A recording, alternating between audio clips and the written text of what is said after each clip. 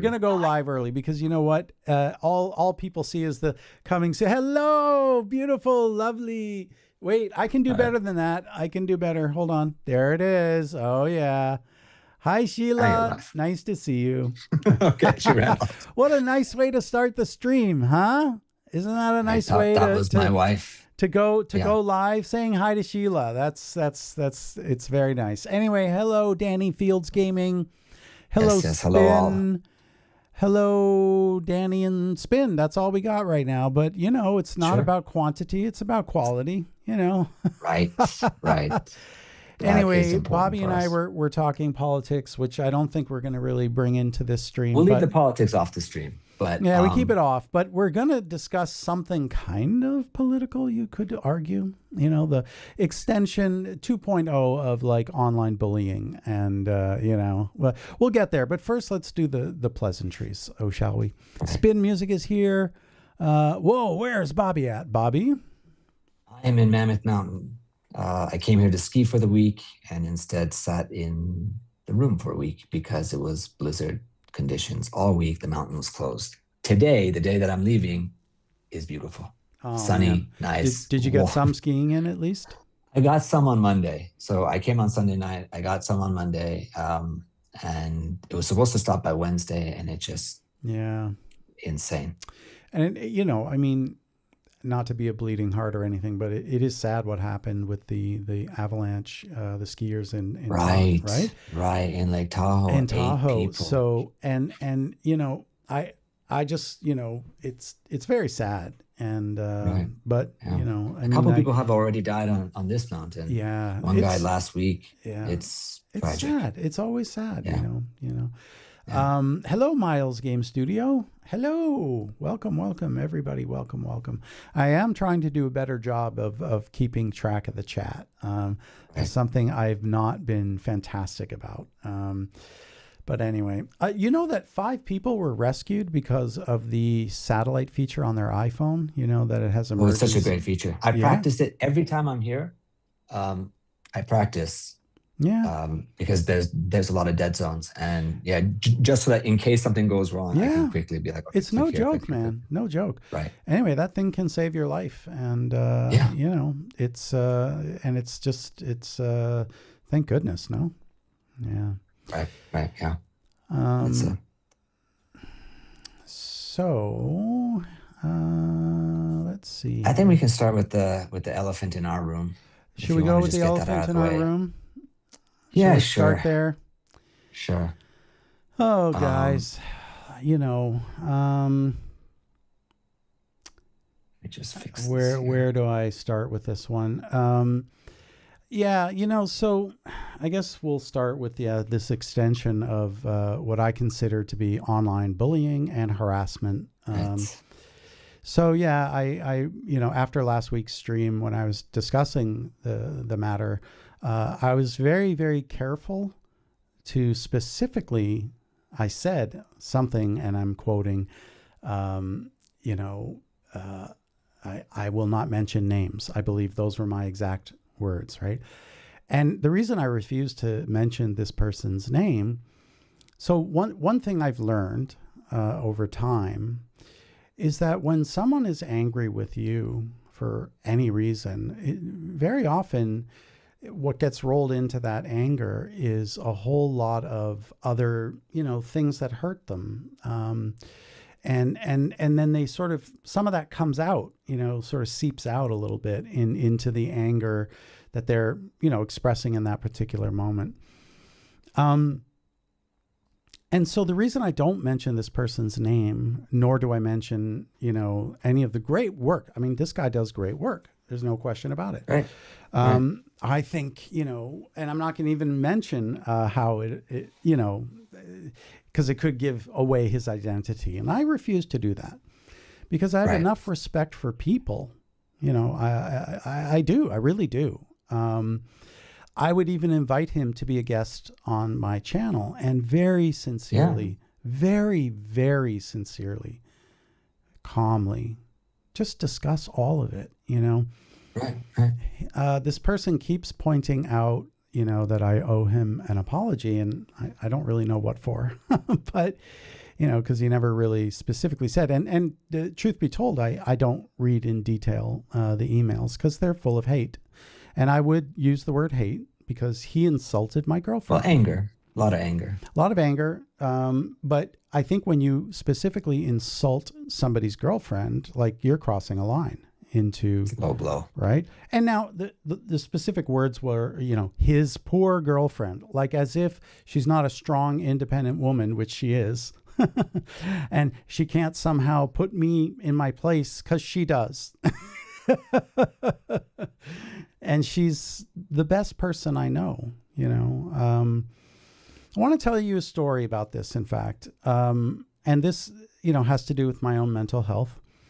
Look, the purpose of this channel, let's get this out of the way. My channel is not a, composing channel. Right. That's not what it is, right?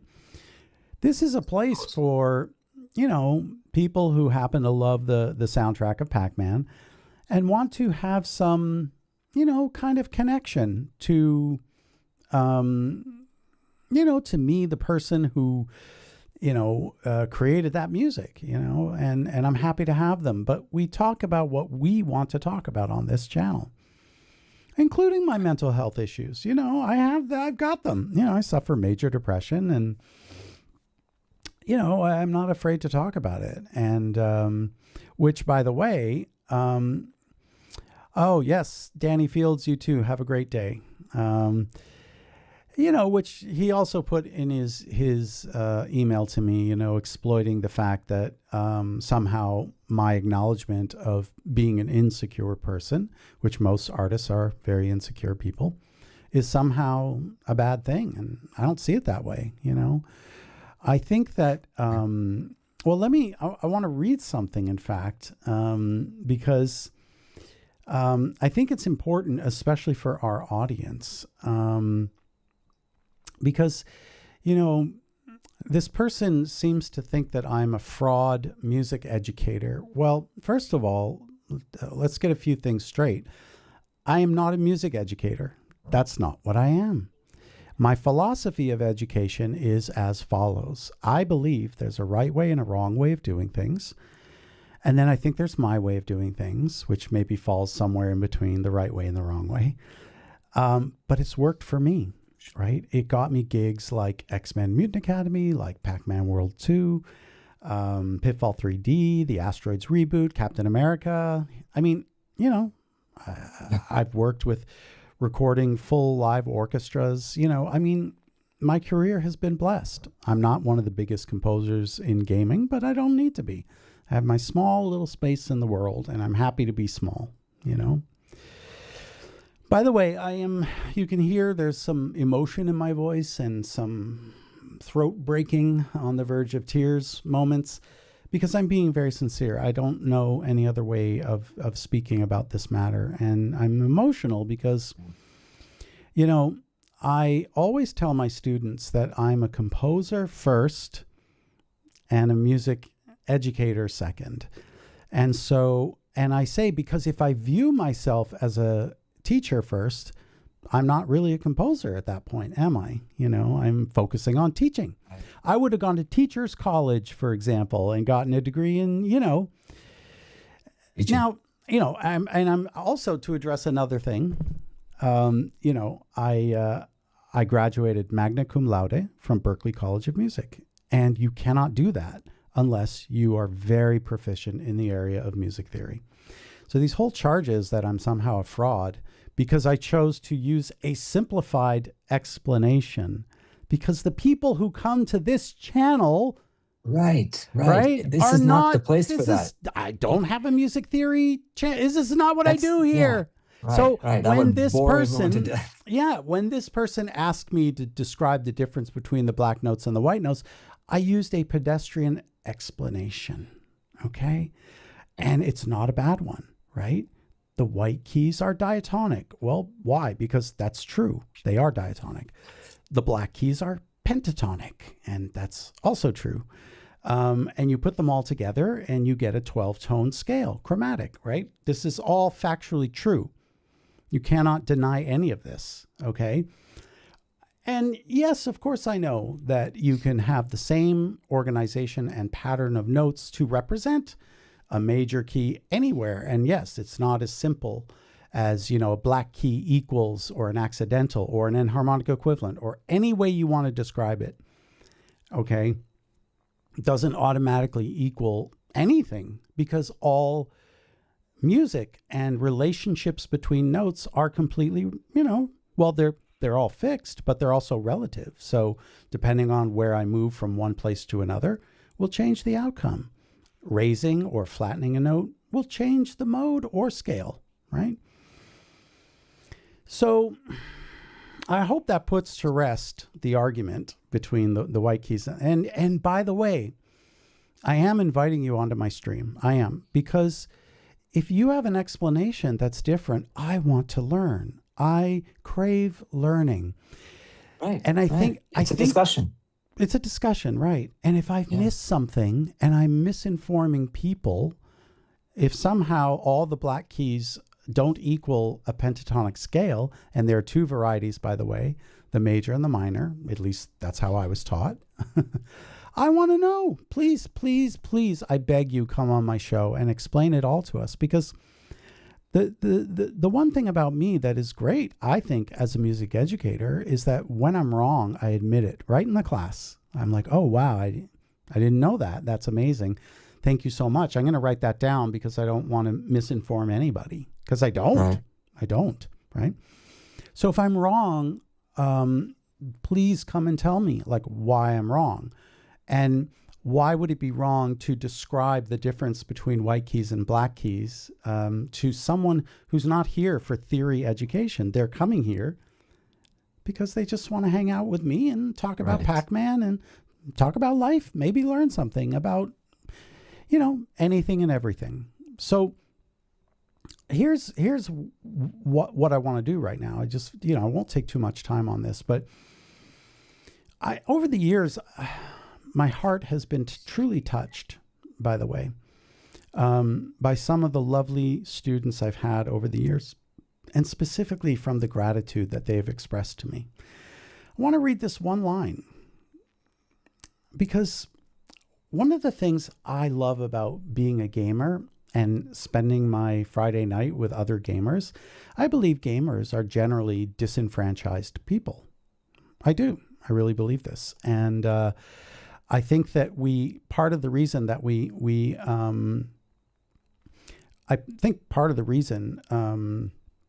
that we get together is to feel maybe like we're not a bunch of losers, which I felt like a loser my whole life.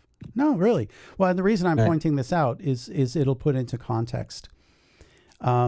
This was a very long, I'm like talking like a 2-page long email that this student wrote to me. Like, I won't read the whole thing, but it's the last line. Is this: thank you for helping me understand that I am not necessarily a loser, a freak of nature, a living mistake, and that maybe I can give something good to the world. And isn't that right? Whoa. And isn't that what we're trying to do here, Bobby? Like, aren't we doing 100%. This to give something good to the world? 100%. I sincerely, this person describes me as a fraud. And again, like, my voice is a little bit cracking because it hurts. Right. It hurts, Bobby. I'm not going to lie. It hurt. I ignore it mostly. I didn't read the whole email. As soon as I saw all these lines and he insulting my girl. Actually, most of the email I only read to you because you were in shock and utter awe about the fact that I couldn't believe I mentioned that far. he insulted my girlfriend. It's crazy. It's so sad. And when somebody goes so low, so low, to insult your girlfriend, I mean, that's honestly like that's to essentially a stranger, like I don't know him from a hole in the wall. So here's another one, and I want to read this. By the way, I have pages of this because again, listen, I do have low self-esteem, and I do feel like a loser, and I do feel like I am a person of zero value and zero worth in the world. I've always felt that. That's my default. So when someone does say something really kind to me, I put it in a little book, a collection. And when I feel bad, I'll just read it and be like, hey, you know what? You've done some really good things in the world. By the way, I'm not looking at the chat. I'll catch up as soon as I finish reading this. Your webinar changed how I look at writing music.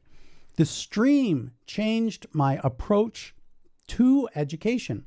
This is another fellow music teacher. I wouldn't say fellow because I'm a composer, but so is he, and he's a really genuine guy. I teach a class that is basically the holistic musician practice performance history, theory, and composition. The stream fundamentally changed how I approach that class and the regular band classes I teach. You helped me become comfortable with being myself as an educator and not trying to be a different type of person. So, you know, clearly I am not a fraud. I've got receipts, guys. I got the receipts right here. And I got pages and pages of this stuff. And I'm saying this because apparently in the latest harassing email, a whole bunch of people were CC'd, right? Like 5 or 6 people got CC'd, including my business partner. He doesn't need that in his life. He doesn't need to be, what the hell's going on here? Should I be worried about this? Bizarre. And so apparently they're preparing a hit job on me. They're going to expose the truth of David Logan. How they even insulted Nick and Spin, who I will mention by name. They insulted you guys. They insulted you, right? So, go ahead with your hit job, but why not interview me or include some of these things that I have just mentioned without clever and deceptive editing? Why not do that? Right. Just come right? on. Why not word for word put up the quotes about how I have changed people's lives? Okay. And I can go on. I got tons of this stuff, you guys. I think, Spin, you are just that good. I think it's interesting that this all started from a timing miscommunication at best. Doesn't matter how it started. It started. My only point being is that for some reason they just keep escalating and we haven't done anything. Addressed it, responded, whatever. But the topic at hand is online bullying. I think this is bullying. This is bullying. Like, you're insulting my girlfriend. If you want to say something, log on and say, hey, I'm here. I want to have a chat. Exactly. Anybody, Bobby beautifully put, because anybody, and we mentioned this last week, that there used to be consequences to bullying, right? Right. Years ago, I was a teacher at the Toronto Film School, and I said something offensive in the class. I was just pointing out something factual, right? And I don't know, it was something as simple as, that, Son House and Willie Dixon and Robert Johnson were, all bluesmen, black bluesmen of the Mississippi South, right? Which that is factually true. There's nothing false about that, right? Stevie Wonder is black. Like, nothing factually false about any of this, right? A student was offended because I made it about black people. And, I was just saying how the birth of blues changed life as we know it on the planet, So they reported me to the dean, and the dean called me in and, before, I have to mention before what happened. So I said, I said, I didn't mean to offend you. I said, but, this student said, you shouldn't even be allowed to teach here. And clearly I struck a nerve, right?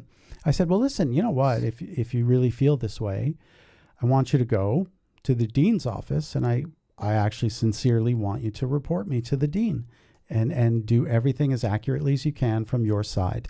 And everybody in the class looked stunned. And even the student looked stunned.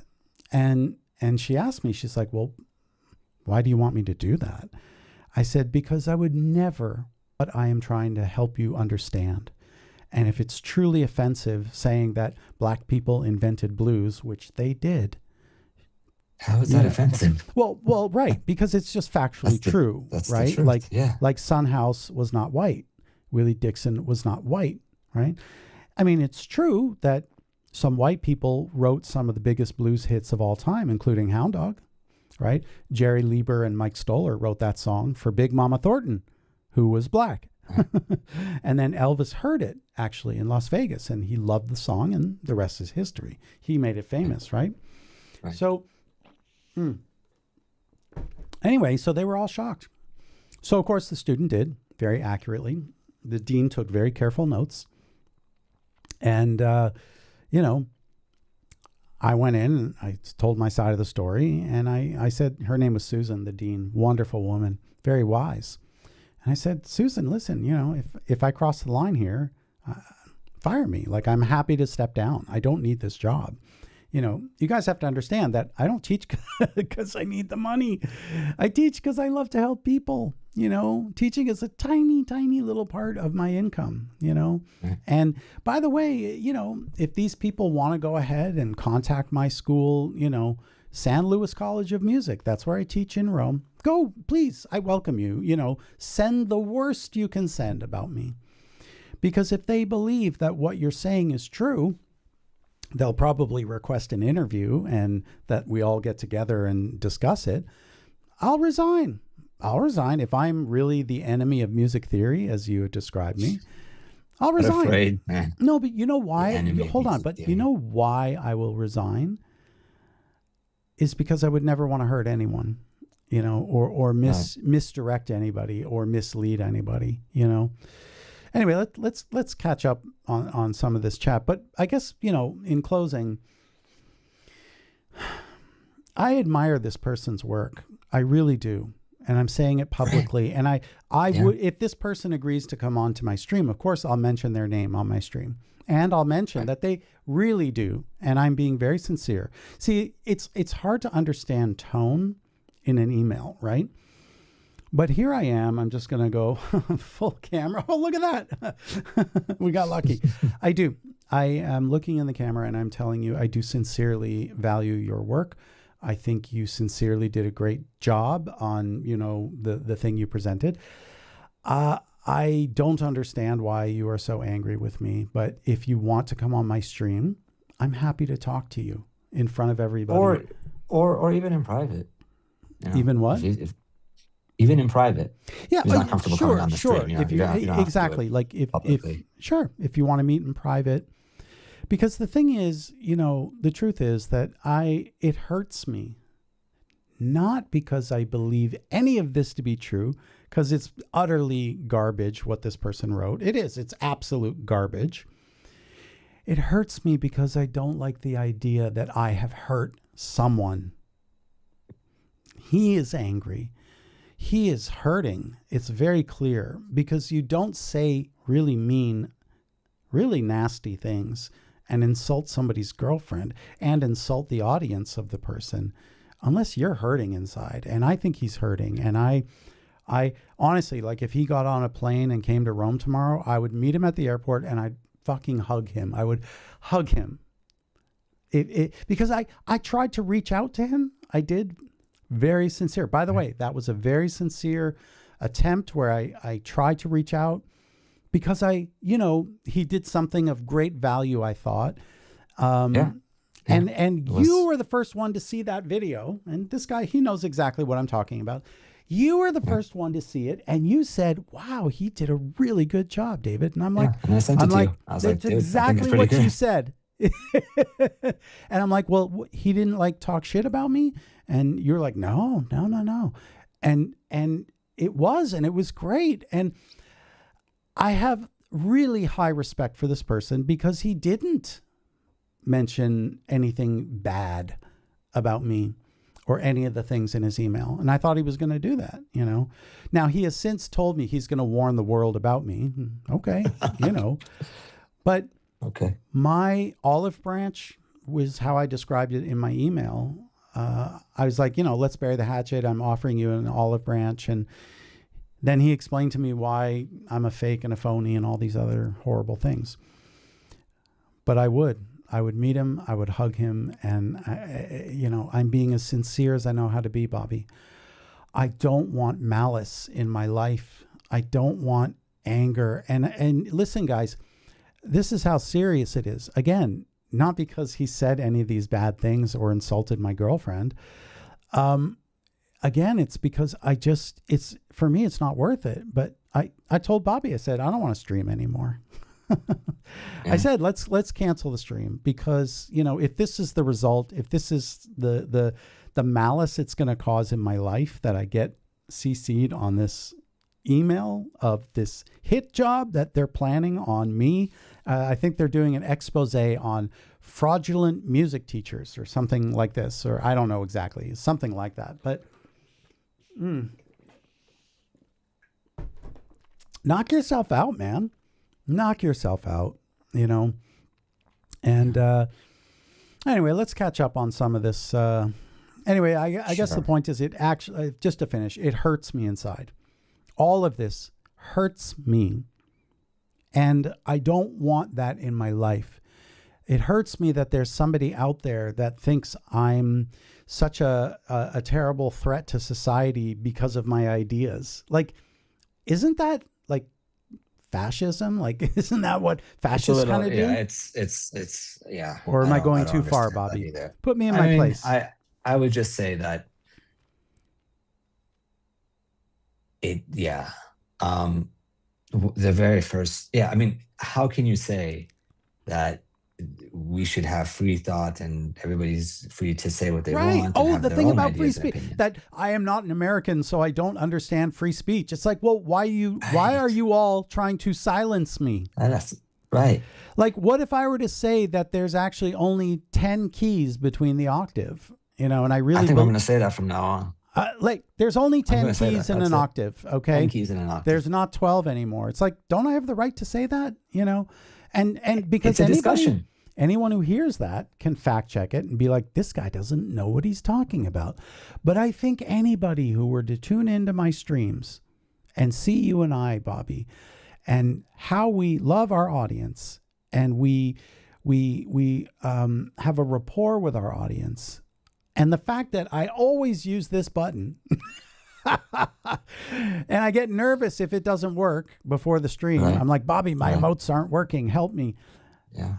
It's because I just, I try to do everything in my life with love, with real, genuine, sincere love, And I think I mentioned this last week, but I'll mention it again, because it's about my girlfriend, who might be listening right now. Poor her, right? Because that's what this person wrote in the email. My poor girlfriend was forced to listen to me in the other room. Like, what are you even saying, man? Like, what are you even, like, she loves my streams and she laughs and she understands that I have a past. I was trying to tell a story about life, and we use the past in order to control our future, right? Oh, you dropped that on your foot and it hurts. Try to not do that again, right? So we try to recall things, and then that helps us. So because I have low self-esteem, I'm not proud of that, by the way, but it's a fact. And I've worked on it over the years, though, Bobby. I've worked really hard to try and develop a little bit of confidence, right? So I had my head in my hands. You did get the MKS 80. Right. So. Sorry. Oh, that was brilliant. That was too beautiful, man. That was too beautiful. Right. I'm so insecure that I needed an MKS 80 to make me feel like a real man, like a real composer. Because Hans Zimmer has 6 of them, so at least I can have one. Bobby, I am 1/6 of a man. Oh.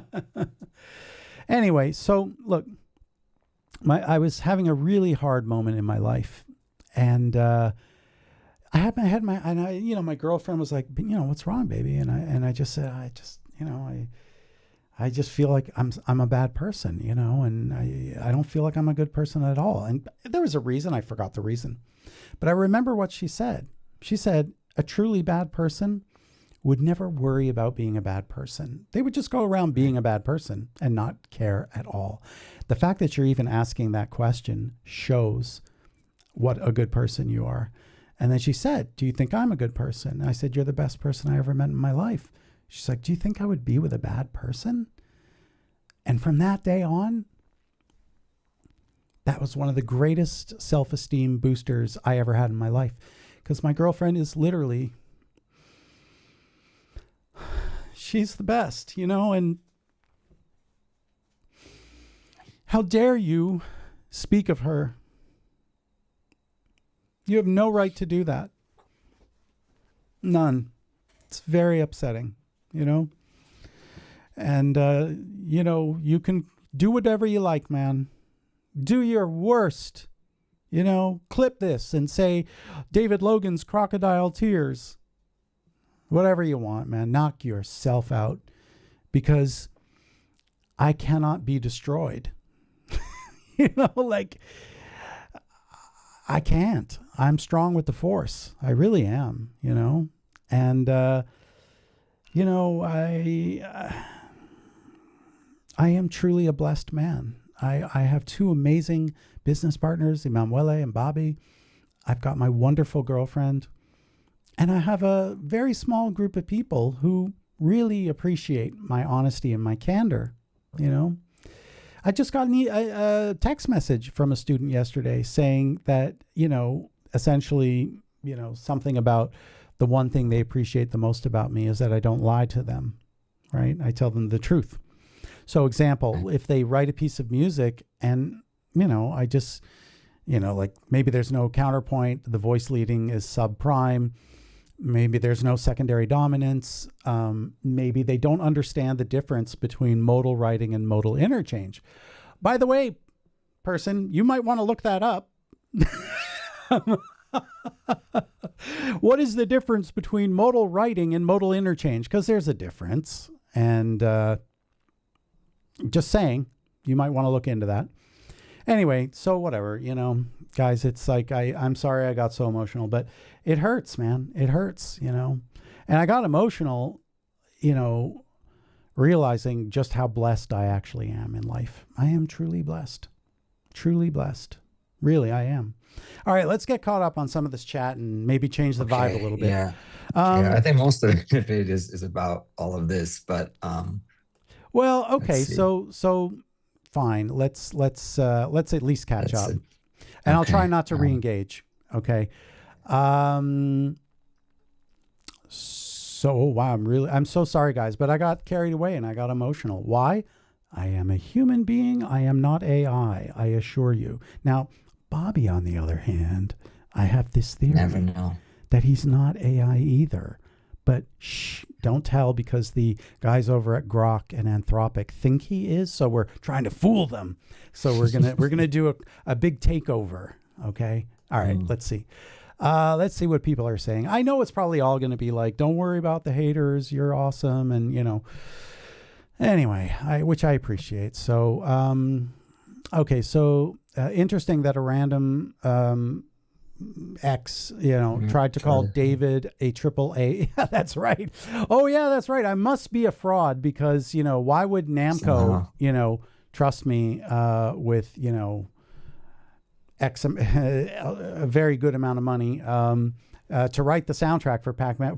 First to do Tales of Destiny. And I was so bad that they're like, you know what? We want to make bad music for our games. Let's get David Logan to do Pac-Man World 2. Right. Round 2. Right. Like, I'm so bad and such a fraud that after I did the soundtrack for Pitfall 3D, Activision made the corporate decision to hire me again to do Asteroids reboot in 2000. And that was so, you know, such a great decision because I was so bad. Actually, all jokes aside, it got very bad reviews, the music. It got very, why don't you find those, by the way? Why don't you dig those up and then use that as evidence of what a fraud I am, you know? Anyway, they went on to hire me for X-Men Mutant Academy. Oh, and then the vice president of Marvel Studios at the time of Captain America personally called me to do Captain America Sentinel of Liberty. Why? because he worked with me on X-Men when he was at Activision, and called me many years later, 8-9 years later, to do, or maybe it was 10 years later. Do you understand the vice president of Marvel Studios? And there have been several, I won't mention which one, but, you know, because I don't want to publicly put anybody's name out there for any reason. Okay. All right. But let's go on. Yes, I'm a fraud. It's obvious. Oh, God. So, yes, Jasmine, correct question. What is the last game that he composed for? Yes, I would love to know. Did he graduate magna cum laude from one of the most prestigious music schools in the world? No. And it's, you know what? It's a very weak argument, and I can admit it. The position of authority argument, it's a horrible argument. It's one of the worst you can make, actually. It's a logical fallacy. Exactly. It doesn't mean shit. But my point is this. Here's the point. You cannot graduate from that school unless you can do all 7 church modes, all varieties of minor scale and major scale in all 12 keys. If you can't do that on the piano, you literally can't graduate, right? If you cannot write 4-part counterpoint, specifically in the style of J.S. Bach, you can't graduate. Can't do a 3-part fugue, you can't graduate. 2-part invention and a 1-part partita, you cannot graduate. So how many of those did you write exactly? I'd love to know, you know? So yeah, it's a weak argument, but I'm using it on top of all the other stuff. Right. That's my little cherry on top, you know? Oh God, I can't believe this, you guys. All right, everyone and Mr. Logan, have a great day. You too. Okay, take care. Let's see here. David, your years of experience and being in the industry, plus your teacher, qualifies you more than anyone to educate you about music. Jasmine, I appreciate you saying that, but I have to be clear. This is not a music education channel. It's really not. You know, there have been a fair amount of you who are curious, like, you know, about, oh, right. He says, I only write in C and G because I'm so limited. I forgot the composer. I'll have to look this up. Oh my God. One of the great composers of the American Songbook only composed in the key of A flat because that's all he knew. And he had a player piano that would tune to every key. So whatever the singer wanted, he would play only in one key, right? Huh. And then the player piano is special retrofitted. So, you know, Beethoven preferred C. He loved C minor, specifically C minor. Yeah. Hans Zimmer will not write. He won't go anywhere out of D. He's a D. Give me the D. Yeah. And do you want to know why? You probably don't even know why.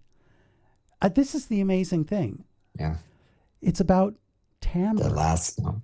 It's about timbre. That different instruments and their tuning have different timbre. The reason I love C, desperately in love with C, is because I was classically trained as a timpanist. I played timpani in the orchestra. Guess what? The most beautiful, resonant, and powerful note you can play. Technically, actually, you can go down, you can stretch it down below the C, but it's that C. And I recorded my own timpani sample library. Okay. Not a lot of things many composers can say.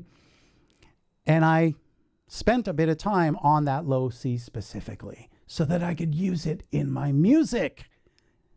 Are you getting it now?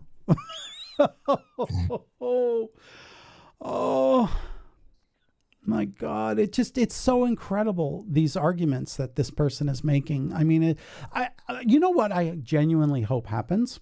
I hope he watches this whole thing, really carefully listens to what I've had to say, and then says, you know what? I didn't realize that, David. And I learned a lot of things, and you cleared up a lot for me. I don't think you're a fraud anymore. Could I come on your stream and crack open a beer and we can just, be friends?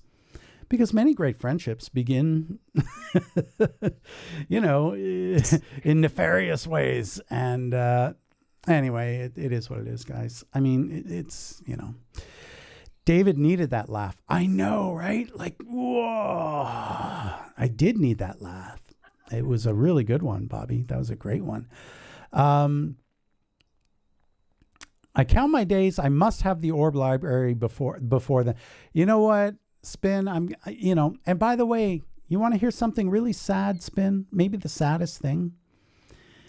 Part of the reason I'm not really going to do the project with you and Mika anymore, it's partly because of this email. Because engaging with my audience, I don't want any more trouble in my life, and you might think, oh, well, what trouble could this lead to? Well, I mean, look where we are, I mean, that's part of the reason. The other reason is I am busy and I have other things going on, and, I don't, there's more than one reason, but that was one of them, which is sad. So yeah, anyway, guys, thank you there's a lot of supportive, Jasmine, I don't know that he's a coward. I wouldn't necessarily say that, he feels, I really believe that this person feels that they are doing something important in life, exposing me as a fraud, and so I wouldn't say he's a coward. I don't think that at all. And the other thing is he's really smart. Like he's an incredibly smart person. Yeah, like he clearly knows his shit. He knows. Yes, he's very smart. I mean, he's really a smart guy. So I don't know that he's a coward. I wouldn't describe him as that. But maybe in the sense that, yeah. I would say it's a cowardly act not to come to you. Mm. That's cowardly. I'm not calling him a coward, but it's cowardly to just do something on the side and not come to you. To be fair to him, I am defending him now. This is how much I care, because I'm not going to let him be seen in an unfair way. I won't do that. To be fair, after his first, very upsetting email to me, I just sent him back a message saying, please don't contact me anymore. Please don't. Because he said things that really were hurtful and, just bothered me. And I'm just like, who is this guy? Like, he doesn't sound based, So I said, please don't contact me. And this is yet another reason I would not say he's a coward. I really would not. Because I was the one who said, please don't contact me anymore. Because his messages were hurtful to me. They hurt my feelings. I am very sensitive, a very, very sensitive individual. However, let's just say he did something that I thought was incredible, like truly incredible. I really did. And by the way, I will go out and publicly, if he contacts me after this and says, wow, you know what, you're willing to say that what I did was incredible and amazing and positively brilliant publicly and sincerely, yes, I will do that. 100%, because I really and genuinely, sincerely believe that it was great what you did. Anyway, I saw it, and I was so also just touched, and because he was such a gentleman about everything, even though there was this behind the scenes, he was sending these kind of, very unkind emails. I would describe them as unkind, and maybe hate was too strong of a word I used last week, so maybe I'll apologize. Not maybe. I apologize for using that word, because maybe it was too strong. Hate's a very strong word. But they're not kind. And, when you start talking about my girlfriend, that just you're not kind anymore. That's not kind. I think we can all agree. Anyway, if he sees this and he understands that I respect his work, which I do, and will publicly say, only with his permission though, he has to email me and say, yeah, you know what? Before we can, reconcile our differences, I need you to publicly on your stream acknowledge that my shit was great. I'll be like, you're damn right I will. I will. Okay. I sincerely will. Not only that, I will even do an analysis, a sub-analysis, and explain why it's brilliant.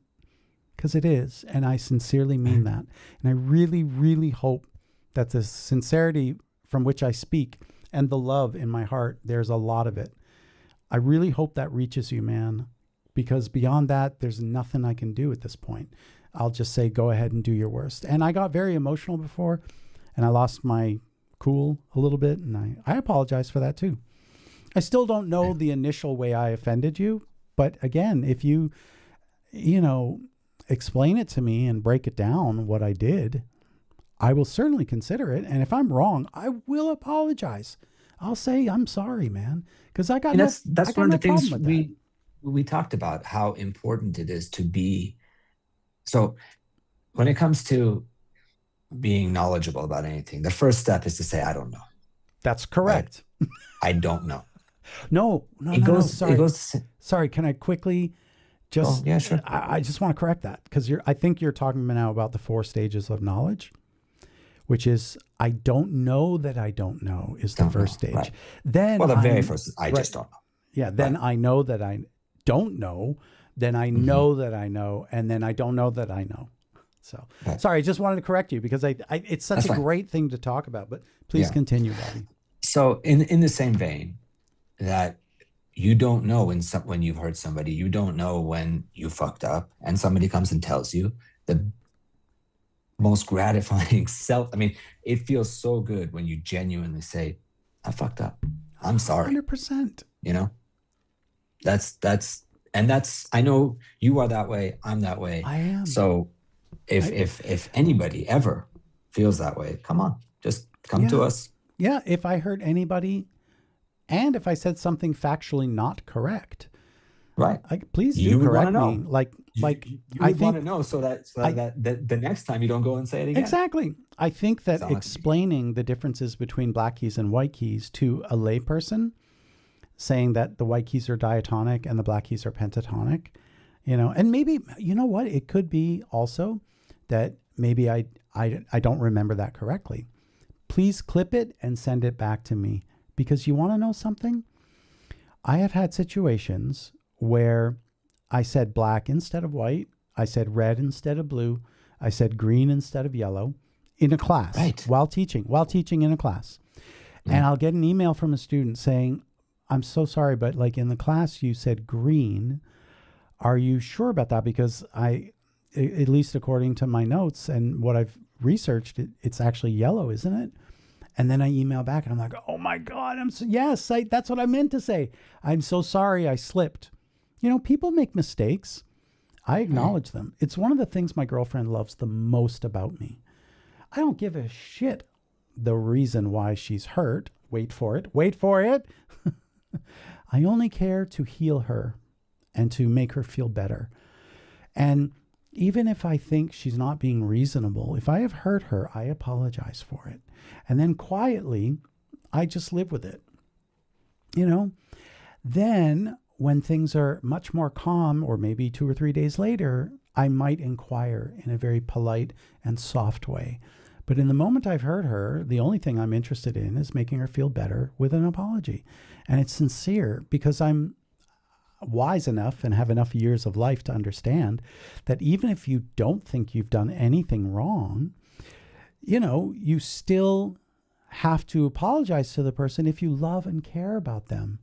Now, with this individual, he seems to think I owe him an apology, but I don't care about him at all. I don't. Well, because I don't know him. You don't know him. I don't know him from a hole in the wall. So you can't care about somebody that you just fundamentally don't know. So I'm not willing to. Why they have a problem with you. Right. I'm not willing to apologize and bend a knee unless there's really damning evidence that I really did something insulting. And if that evidence is presented, I will apologize publicly right here on my stream, or stream of your choice. Invite me. I will publicly apologize to your face. I really mean that, man. But you have to explain why. You haven't really, and maybe it was somewhere buried in your emails and it's just they're too upsetting for me to read. And I have a right to protect myself, by the way.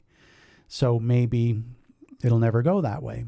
So if you want, you can contact Bobby at Orb Soundworks, Bobby with 2 B's. Explain it to him. Explain everything. Send all the emails to him. And then he can very rationally, as a third party, probably biased in my favor, obviously. Yeah. But because we care about each other, but he'll read it and he'll say, here's what I think has gone on. Here's what I think he wants an apology for. And then I'll just straight ask Bobby, like, do I owe him an apology? And if Bobby makes this face, like, I'll know. If Bobby makes this face, I'll know. He won't need to say anything. But the point is, if he says to me, well, it could go either way, I'll apologize. I will. If it's neutral, I'll apologize. If Bobby says it could go either way, I will apologize sincerely, because the last thing on earth that I ever want to do to anybody is hurt them, especially knowingly hurting somebody. It's the worst. And now that I have this knowledge, anyway, I don't know. It's so depressing. Like it really upsets me. All right. Anyway, let's go on. Getting back into the comments. So,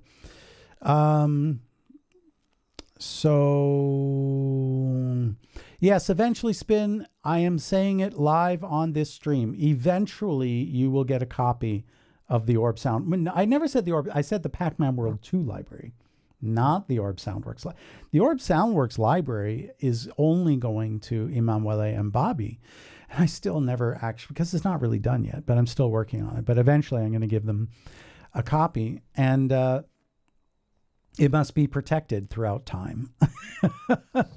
Now, if there's no one to take over Orb once Bobby and Emanuele, are getting old age, and and it seems like Orb is just going to close its doors, sure, I'll leave provisions in my will that we can release it publicly, in fact, and that anybody that wants it. That's not, listen, I'm going to be like John Williams on this one. I'm going to be wheelchaired out at 95 years old, holding on to it. So, okay, we'll see who was first. There you heard it there, Spin. It's now Bobby's under his control. So, and Emanuele is like 10 years younger than Bobby. So, it's, yeah. Anyway, look, you know what? This is not the first time someone has attempted to destroy my reputation. Some people really like me as a person. Other people hate me. Truly, because I say the truth and I speak my mind, and I'm not afraid to speak the truth. I'm not afraid to be, unliked. I mean, it's fine. If you want to go out and, pump an algorithm and take out ads and, with my face on it and, fraud, enemy of music, enemy number one of music theory, go for it, man. Knock yourself out. I'll even endorse your advertisements. Actually, you know what? I will. If you do a hit job and you make a video and you name me by name, I'll promote it to all my students. I will. I'm not even joking. Please send me the link, because I will promote it to my students and tell them to watch it. And I will if there's legitimate, knowledgeable, I want to know information in that's the thing. I want to know. I will show it. So go for it, man. And I will show it to them and I'll ask them for their feedback.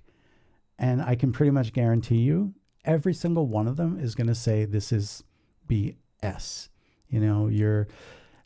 I have pages of my comments, and I challenge you in your hit piece on, what is it?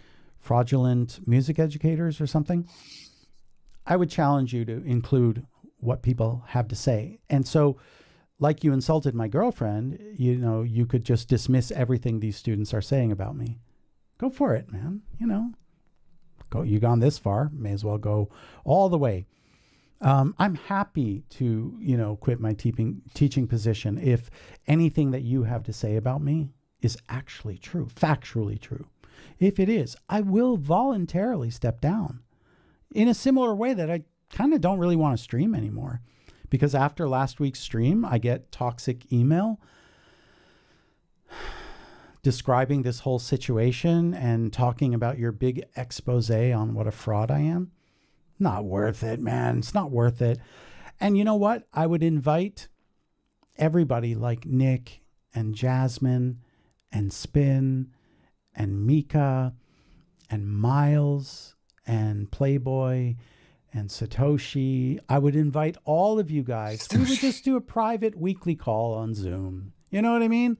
And just hang out, man, because it's a pleasure to spend my time with you guys. It really is a pleasure. But I don't want to receive these emails. Jeez. I don't want to receive them. I just don't. I don't want to hurt anyone. I don't want to be hurt by anyone. It's not worth it to me.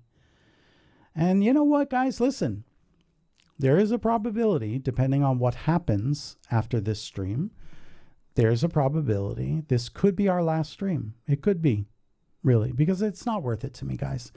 I'm a very fragile individual, and it's just not worth it, man. It's not worth it. Bobby might have something to say about that. I just don't, I think Miles, I'd like thank to you. end on a... Yeah. Go ahead.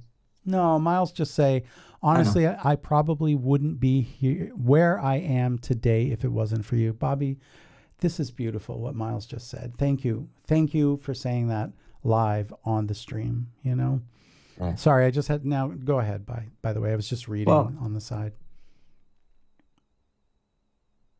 Shoot, I lost my train of thought. I'm so sorry. I was thinking about the last stream. No, that's fine. I just think that, I don't know what I was going to say. Something about streaming, something about staying here. I don't think anybody has the right to bring anybody down. But that's not what it is. But go on. Sorry. Go on. Well, I just think, it sucks. It sucks because we're here trying to give something back, and to have somebody attack that sucks. It does. Sucks. Straight up, it's just not good. So, and it takes the fun out of it, and it really, And yeah, like I said, depending on what happens during the week, this could be the last stream because, and this person will probably feel like they won. We shut down his stream, What they do? No, you lost. The community lost. People like Miles are the ones who lose.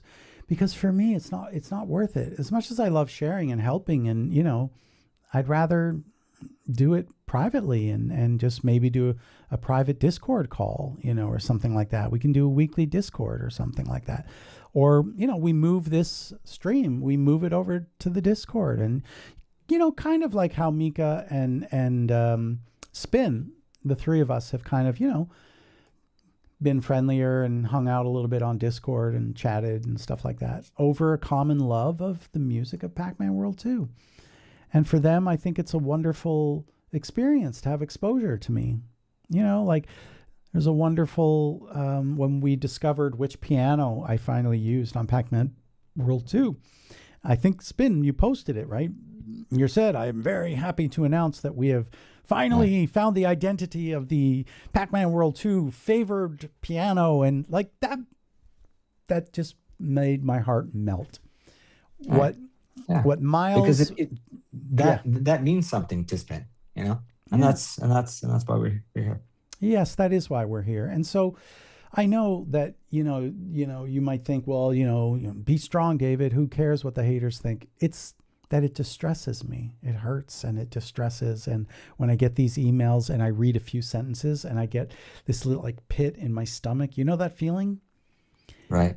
Do you know that I mean, it's probably AI, but it's, Bruce Lee saying, never say anything negative about yourself, even if you're joking, because emotionally your mind and your body connection doesn't know the difference.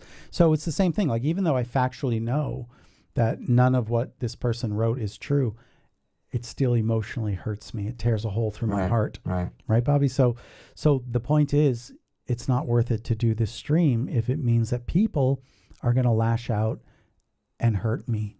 And this person is doing this all from my stream. And they discovered me through the stream. So that's the thing. Everybody loses. And the game community. And, it's not about the size of this stream. It's about the quality of the people. We got Satoshi the Yoshi. I mean, can't get a better name than that. I think it's Oh, sorry, Soshi the Yoshi. Soshi the You Yoshi. know what? I Right, got Bitcoin on my mind, so right, right. so I called you Satoshi because I'm thinking about Bitcoin. So I just sort of saw the SOSHI, and I'm like Satoshi. Satoshi Does is a yeah. so we know A who quick glance. Satoshi Nakamoto is. It's actually Yoshi from Mario. That's There you go. cool, right? That would be There you go. awesome. So Nick says accountability. I just remembered that that's what you discussed. I think yes, I've Right. Being always accountable, being that person. I have always stressed this to my students. Accountability is number one, especially that I teach in Italy, because there is two words in Italian, affabilità and responsabilità. Obviously, you know, responsible. Affabilità means dependable. There is no one-to-one direct connection or correlation to accountable. They don't have, it doesn't exist in Italian. They don't have the word. So they literally don't understand it. So I explain the difference between responsible and accountable. So, and the way I do it, it's so simple. And this will help anybody wondering what is accountability. And I say, okay, so if I feel sick, you know, I call the school and I say, I feel sick, I have to cancel my class. Now the school is accountable to inform all of you. And I acted responsibly, but I am not accountable to you because the school does not provide me with your email and phone number. I have no way of doing it. Now, if I did have all of your personal phone numbers and personal emails, at that point, I would be accountable. It would be my responsibility, and I would be held to account if I did not inform you I have to cancel class because I don't feel well. So I always stress that, and my students are always like, oh, wow, you know, like that makes a lot of sense. Now I understand the difference between responsible and accountable, right? So anyway, I'm glad you remembered that about accountability because, yeah, I am a person that holds myself to account, and especially if I've done something wrong and it can be shown to me in a clear way, even if I might not understand it, if it's plausibly true, I take accountability, and I will do that with this person who knows who they are. I don't think they're bad. I really don't. I don't think they're a bad person. I want to say that publicly. I don't think they're a bad person. I was maybe too emotional, and maybe hate was the wrong word, which I'm apologizing for publicly more than one time on the stream. I apologize. I don't think they're bad. I really believe that they think they are doing something important and worthy. And, you know, if after everything I've done on this stream, sincerely done on this stream, doesn't reach this person, then there's... What else can you do? Yeah, there's nothing I can do. That's what we're all boiling down to. True. Hell yeah, David and I are blunt buddies. No filter, no restraint. You know it, man. Listen, you guys, I care about all of you. I've gotten to know if any of you reached out. Actually, one of you, again, I protect people's names. I'm very, very careful on a public stream, no? But someone who regularly comes to the stream, on their handle on another social platform that I'm connected to them on, you know, it said, you know, current mood, you know, like absolutely depressed, or like it was really dark. And I just, you know, and it was like a call for help, man. And I just reached out and I'm like, hey man, do you want to talk? And we talked and I was thanked, you know, thank you. I feel better. Any of you can reach out to me on Discord and request a private call, and I will talk to you. I will talk to you. I genuinely care about people. I especially care about people in the gaming community because I do believe we are mostly disenfranchised as a group. I know gaming is mainstream now, but especially growing up, like you were so not cool if you were into like Radio Shack, and you guys probably don't even know what that is anymore. But like, you know, tinkering with like motherboards and computers and, you know, trying to save up enough money to buy a Commodore 64, which I was never able to do. You know, you were considered really, Not cool. like outside of mainstream. So, public music enemy number one, David Logan, on a cartoony wanted poster is so outlandishly, oops, the word got cut off. Funny. Yeah. Hey, you know what? Hey, Oh, I'm gonna stop you right there. I'm gonna send you a link. You can decide if you want to put it on the stream. Well, hear me out, Nick. I am begging you, Nick. Really, please. Here, I'm gonna look in the camera. Nice. Take a look at your. I'm gonna do wanted, like David Logan wanted. I'm telling you. Take a look at your WhatsApp. Okay, take a look at my WhatsApp. Okay, I'm being told to look at my WhatsApp. I don't see anything on the WhatsApp. No? Did you send something? Okay, but this is my iPad. It's in your messages. Your Apple okay. Message. All right. Well, all right. I'll quickly go there. We got to see this, right? I mean, but what I was going to say, Nick, I just made a pose of somewhat guilty face. So now I want you to take that and go use AI and make the poster. And you know what? Maybe instead of ending our stream like the purpose. Take a look at your WhatsApp, man. Or your okay, sorry. messages. I'm being told that I should oh my oh my God. Okay, did you just do this? Yeah, I did like 5-10 minutes ago. My Bobby is a freaking genius. Are you guys ready for this? I don't think you can handle this. All right, here we go. There. Oh my God! I was going to tell Nick to do that. No, you should change it. Instead of $1 million, you should say, make some fake symbol that is somewhat musical, and then have an asterisk, and say 1 million notes on a 10-key piano. Oh, this is brilliant. Thank you. But I look like an evil villain. I think my pose is better where I just look guilty. This looks like I'm trying to, take over the world and, force, incorrect theory on the masses. But this is great, Bobby. I think it's fantastic. Not bad for 2 minutes, but right. Maybe we'll do like a new contest. Instead of the filter contest, we'll do like who can make the best wanted poster. So you want to know something? This is another message for him and anybody else who does not like me or appreciate me. I'm not laughing at you. I am laughing with the situation, and there's a massive difference, because when people are hurt, when someone has been hurt by another person, the only way, and I really mean the only way they can heal is through laughter. That's the only way they heal, is with laughter. That literally, I've never laughed so hard, man. And it's, again, I am not laughing at you. I sincerely want you to know that. I'm laughing because the whole situation hurts me.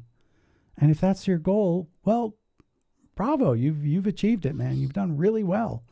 Really well. Because I'm even thinking of shutting down the stream. So,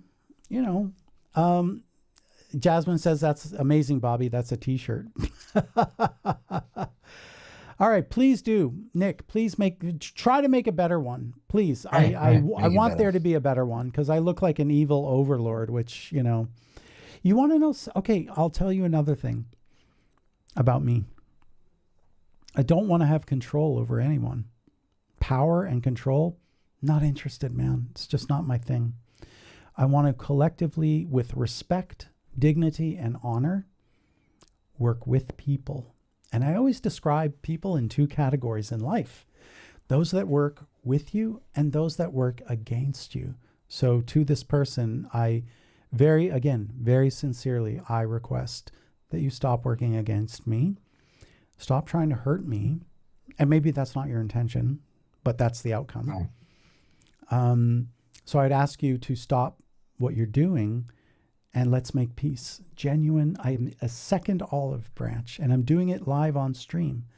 You rejected my first one and called me fake and disingenuous and all these other horrible words, which upset me and hurt me because it was sincere. And I know that's why I'm doing it live on the stream, because there's no tone in emails. So very often we interpret it, especially if we view someone negatively, we see all the words as being negative, right? So you probably heard, I'm extending you an olive branch, you know. And I assure you, again, we're laughing because I have to deal with the emotional sadness, you know, of your response. I meant it in the following way. I am again offering to you a very sincere olive branch. I really hope you take it. And because this person, I have offered, and the funny thing is, with my first olive branch, I actually offered to help them on another project that they're doing. The offer still stands. I'm hoping that you and I can help each other and be lifelong collaborators, because I respect your work, and I will say it publicly. And if you can explain to me how I, you know, hurt you or upset you, or, you know, what you want me to apologize for, I will really listen. I will listen. And if I have done wrong, I will apologize, because I don't want this, man. I don't want this. It's so not worth it doing this stream. I would so much rather just sit there and look at my cat and pet her and stroke her, and then do the same thing to my MKS 80. Sorry, Bobby. I'm still laughing at your, you know, I'm being very sincere, man. It doesn't get more sincere than this, you know. Right. You know, I have a button, which I have to switch for you to see, but this is a button I always press when, you know, encouraging my students to be authentic. I think that we live in a world where there is so little of authenticity, and I assure you, I am being authentic. I only want to love and get along with everybody in my community, you know, meaning you guys, all of you. I don't want, you're part of my community. We are part of the same community, man. Please, can we work this out? I really, really want to, very sincerely. And yes, maybe we can start with a private call. And I think I suggested that in one of my emails. I said, why don't we just hop on a Zoom call so we can, because I felt like right, the text messages were not, you know, landing, so to speak. So anyway, so wonderful. Yeah. So, thank you guys for making stuff. And oh my God, I remember Radio Shack before they closed. Radio Shack was the best. Yes. Oh, this is a very, all the time. Nick, sorry. I just want to, I'm catching up on the chat. David respects NDAs even when they're not official. That's damn right. And even 30-year-old NDAs that no one at Sony or Microsoft or Namco or Activision, all of which I have NDAs signed, none of them would ever be like, oh, he disclosed something from there. But I still say, you know what, I don't know if I want to talk about that because it would violate an NDA. You're damn right, Nick, because I do have honor and I respect this person's work, and I don't want to say anything that would hurt him. That's the truth. I really don't. So please, man, please reach out to me. Please, can we just put this behind us, man? Like, I love coming here and hanging out with all these people, but the harassment is not worth it to me, man. Again, I'd rather just, you know, you don't know how fragile I am and how hurtful it is, the things that you said to me.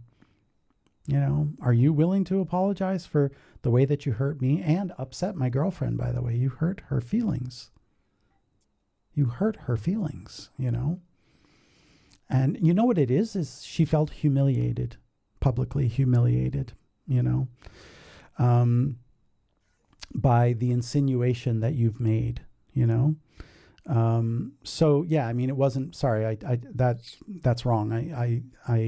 What I'm trying to say is when she heard that, she felt humiliated, not publicly. It was said in private.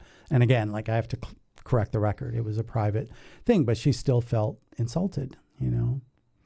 Oh, what? I'm so poor. I can't take care of myself. Oh, I would be in I want abuse in a relationship. Like, who does this guy think I am? Fair question. Right. Right. Fair question. Anyway.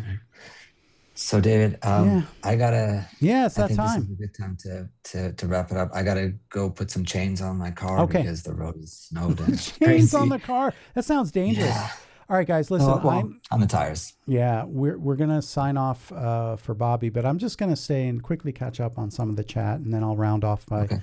by myself. But Bobby, thank you for your friendship Of and course. your support and being a great partner. Of Thank course. you. All right. All right, man. Take care, all. And say See you guys goodbye on the to next one. Sheila. I will. Say goodbye. I will. All right, take care. All right, guys. Take care. Bye-bye. So for the rest of you, yeah, like I said, let's. I'm gonna get kind of caught up here on the chat. Yeah, you know what? I am sorry about. I'm not as good with the chat because for me, like I want to stay engaged, kind of in the moment. And so, to kind of go back and forth, it's hard. And I do apologize for that because, yeah, anyway, here we are.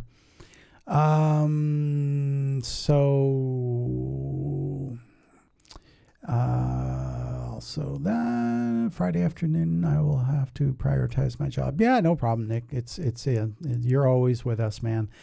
I've really grown to care about you guys. You're a good bunch of guys. You all are guys collectively, meaning men and women. I think Jasmine is female. I don't know. All I know is my girlfriend is very jealous of Jasmine. She said your hair looks nice. But my girlfriend is not really jealous. It's all said in good fun, by the way, in good fun. Good spirits, I think this is really important. And my sincerity on my stream tonight about this person who is trying to, expose me as a fraud. Everything I'm saying, I assure you, is very, very, very sincere. And, you can be the judge of that. And I hope you judge me correctly. And I hope that you reach out and I hope we can talk, like just with gentle tones and no accusations. And I will really listen to you on 2 counts. I will listen to you in terms of what I did to hurt your feelings or, make you angry or, the thing I did against you that you think I have to apologize for. And by the way, the reason I've chose to stay on after Bobby signed off is I've said this many times on my stream. You a little bit, you play a character on a stream because you have to be, funny and entertaining and everything. And, when you have a, great partner like Bobby, we enjoy our company and our time. But I'm solo now, so it does not get more sincere than how I am being right now. Okay? I very sincerely hope that you and I can arrange for a call, and like a Zoom call, a video call, so you can really see my face. And I will really listen to you. I mean, you could also put it, in a itemized email, but please don't use hurtful language. And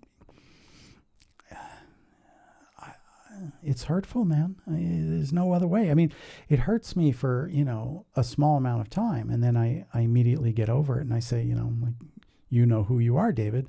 But it's this idea of what, Bruce Lee said, that your body and your brain, like, they don't know the difference. They read the words on the page and then I feel that way. And so for those 10 minutes that I really feel sad and hurt by your words, they're not good. It's not worth it. The trade-off is not worth it. And so, yeah, I mean, if you were to formally say, yeah, please, David Logan, please never stream again, I would consider it. I wouldn't do it, but I would certainly, if you told me like, I'm now, in a legal proceeding against Twitch and YouTube to formally have your channels removed, I'll save you the lawyer's fees, man. Like if that's really what's going on, and I'll just take them down myself, because it's not that, oh yeah. And then, the thing about my album, that I waited 25 years, I waited 25 years because I am a coward and I am insecure.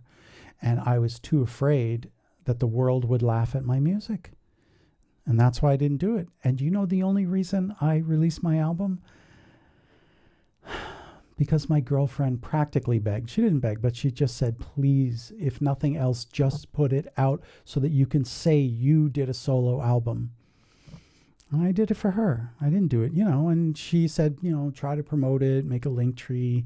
Maybe the people on your stream will, So yes, but I, on a few streams I did, but I don't do it anymore. I don't think I asked anybody recently. Maybe, casually or signing off or, So I'm being as sincere as I know how to be, man. Really. Please stop hurting me. Please. I'm asking you really nicely. It hurts. It really hurts me. Okay? And I'm just asking you, please stop. Please. Let's make peace with each other. No? They say love is better than war, right? I don't want to be at war here. I refuse to fight, actually. I won't fight. I will give up very quickly and fold. If you tell me I've hired a lawyer and we're suing YouTube and we're suing Twitch to bring down your channel because you're telling people there's only 10 notes on a piano or 10 keys on a piano, then, I'll just pack it in, man. It's not that important to me, really. What's important to me is that I've got a close group of really, really, really close group of people in my life that really care about me and will really support me, and they mean the world to me.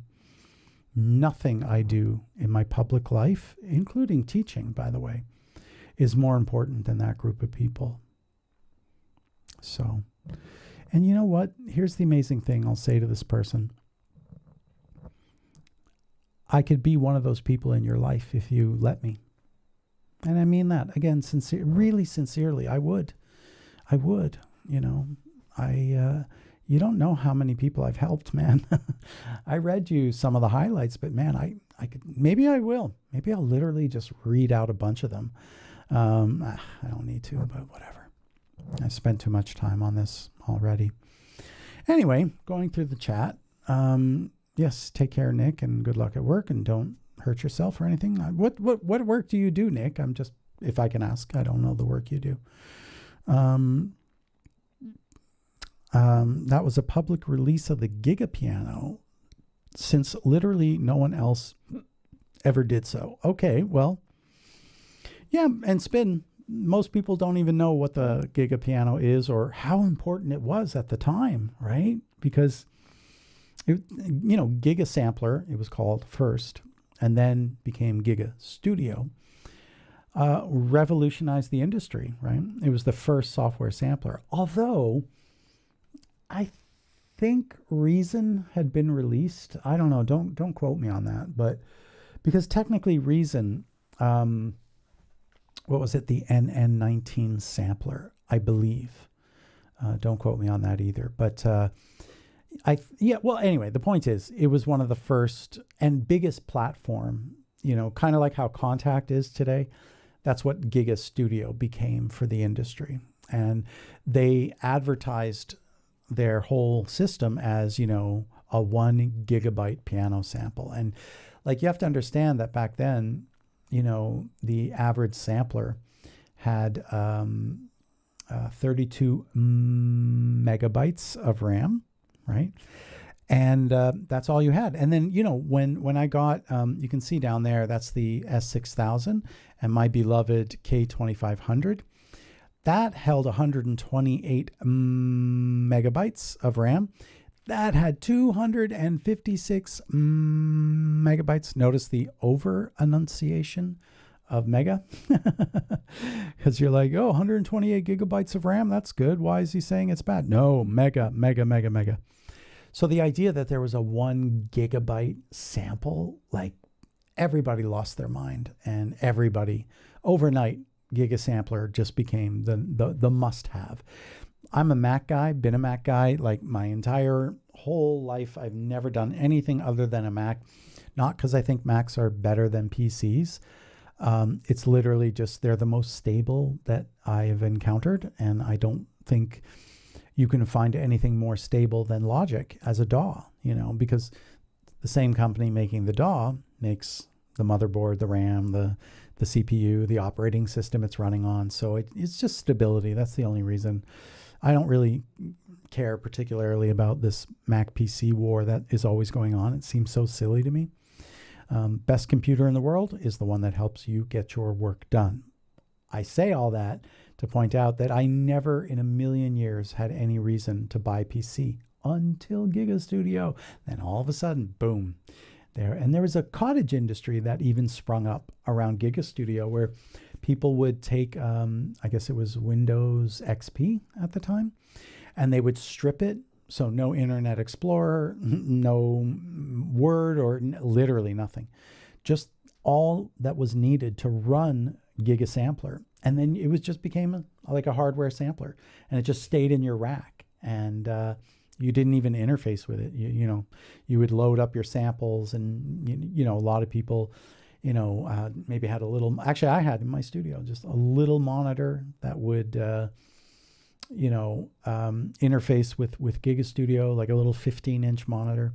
And actually, I can even show you a picture, because why not? Let's stroll down memory lane. Actually, you know what's funny? I was actually, when I was gathering all the Pac-Man World 2 photos, I stumbled across a whole bunch of studio pictures of my studio through the years, and I thought that might be fun to look at. And where on earth would that be? Oh, right, with all the other Pac-Man stuff. So let's see here, going back, and I'll tell you something else kind of funny. Well, I don't know if it's even funny, but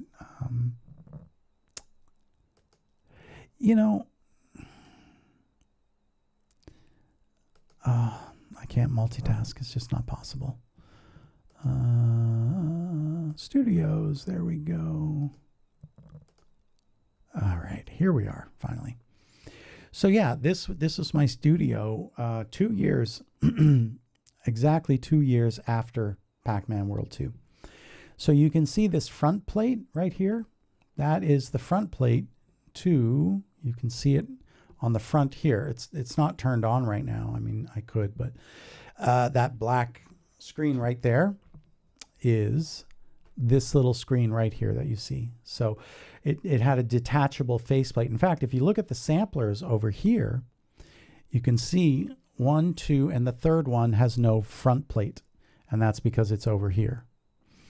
So anyway, there's the EMU samplers, the ESI 2000, the K2500, the XV5080, the 3080 is over here somewhere. I think that's the MKS70.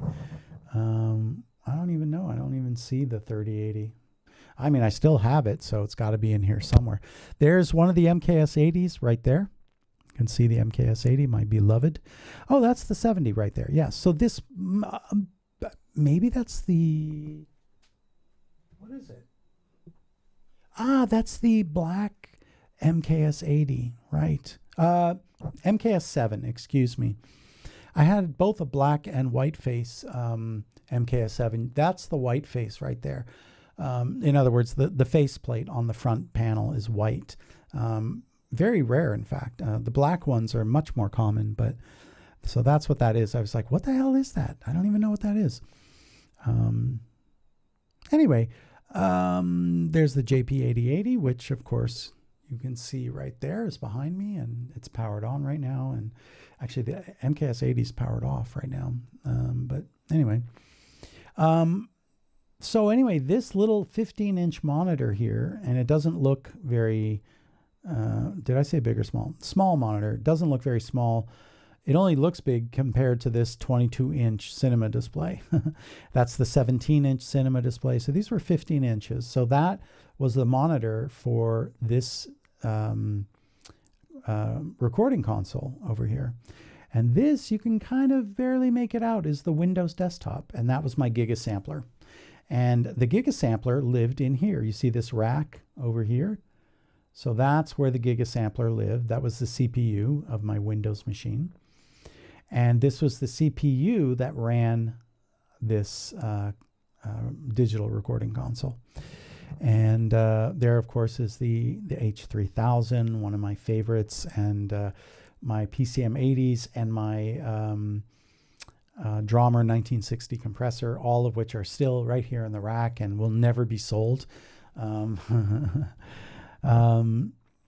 Yeah, fun stuff, fun times. Yeah, so, and the virus is right on my desktop right here. This guy right here. Is it even, I can power that on. I love this thing. This thing is amazing. I'll never sell it. Even though I have a perfect faithful plugin recreation, this controls the entire plugin as if it was itself. It's amazing. It's incredible what those guys did. Anyway, yeah, there's the virus and MIDI interfaces and whatnot. That's a TR-909 drum machine, and that is a JD-800, I believe is what it is. Let's see some other photos of back in the day. Here we go. This shows a little bit better. Yeah, there you can see the JD-800 now, MKS-80 a little better. There's the TR-909. There's the white face. There it is, right there. That's the white face MKS-7, and that's the black face. Same synth, different chassis, and one of them had slightly different sounds. So anyway, this is a better photo, I think, better than the other one. And these Mo effects are amazing. I have these as well. I'll always keep these. It's super cool. Anyway, well, I guess let's just finish up in the chat. And let me just move this out of the way. Where are we here?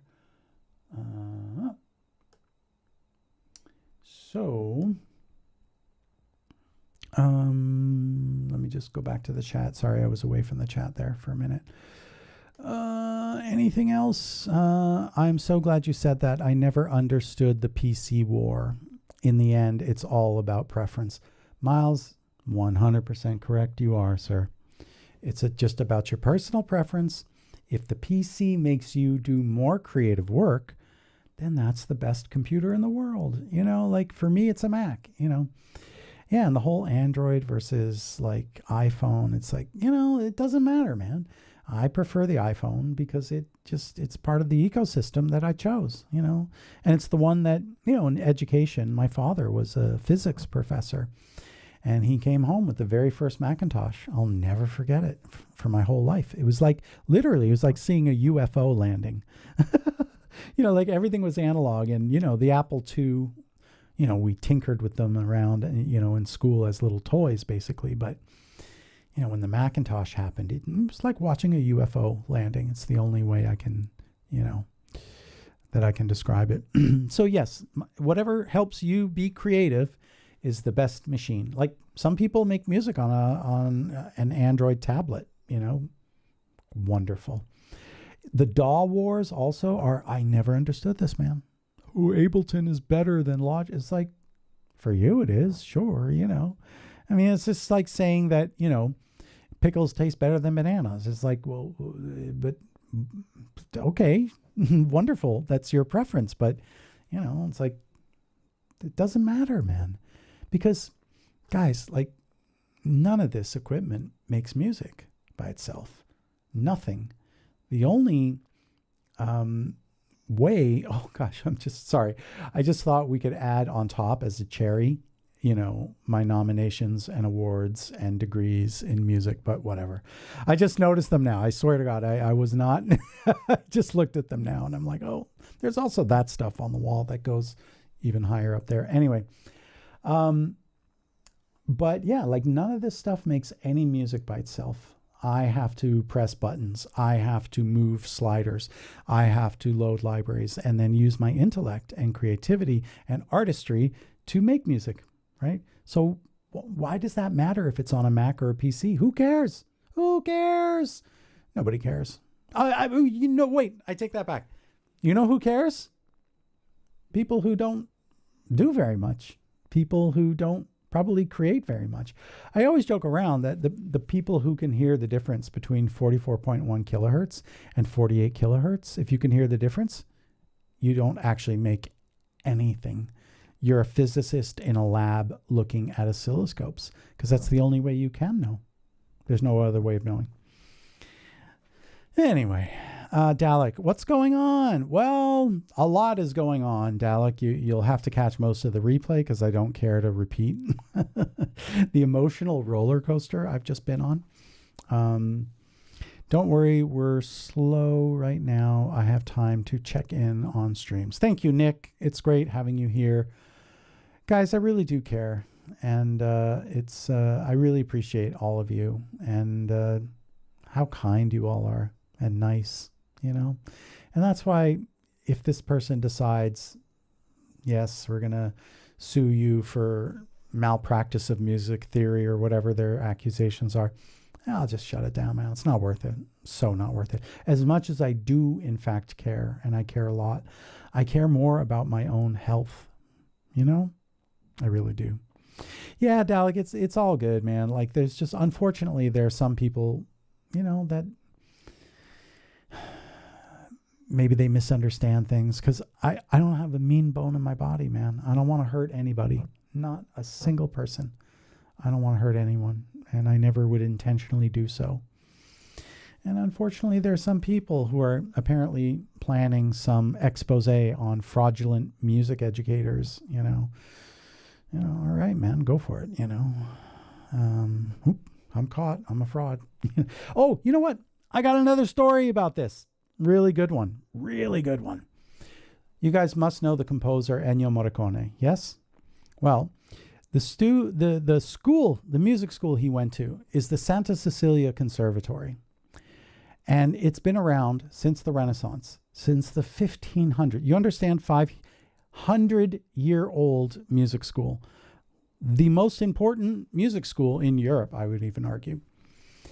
Well, they approached me and said, would I be a professor teaching the subject of game music composition?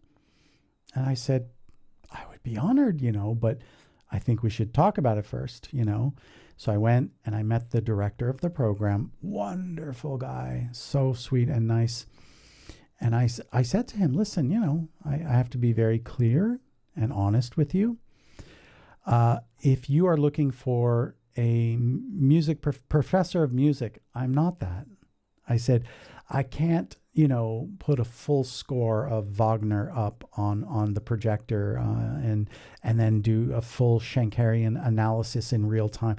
That's just not, because there are people who can do that, right?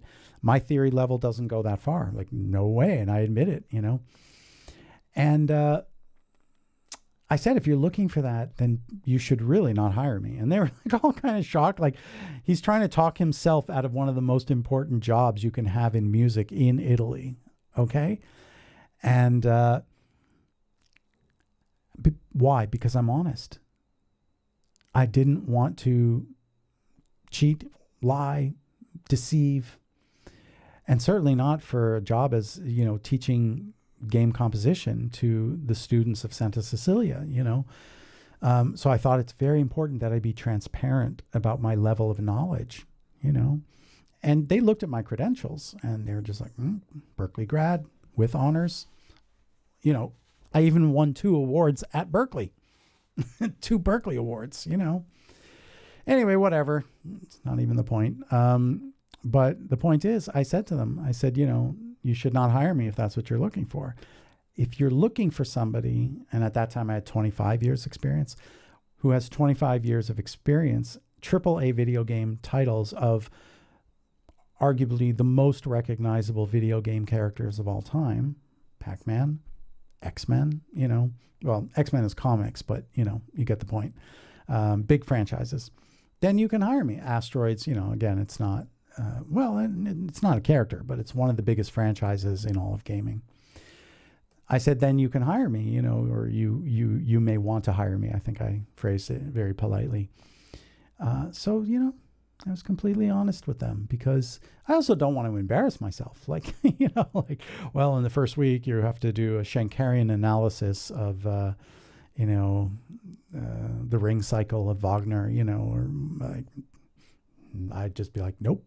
In fact, if my school gave me the Aaron Marks game audio book and said, this is our new textbook, it's mandated by the European Union. everybody who does game composition or game audio has to use this as a textbook, I just resign. I just be like, yeah, no, thank you so much for the wonderful years I've had here. And at San Luis, they've been wonderful. They're so nice to me. They're very kind and they're good people. And I've been so happy there, you know. I don't teach at Santa Cecilia anymore, you know.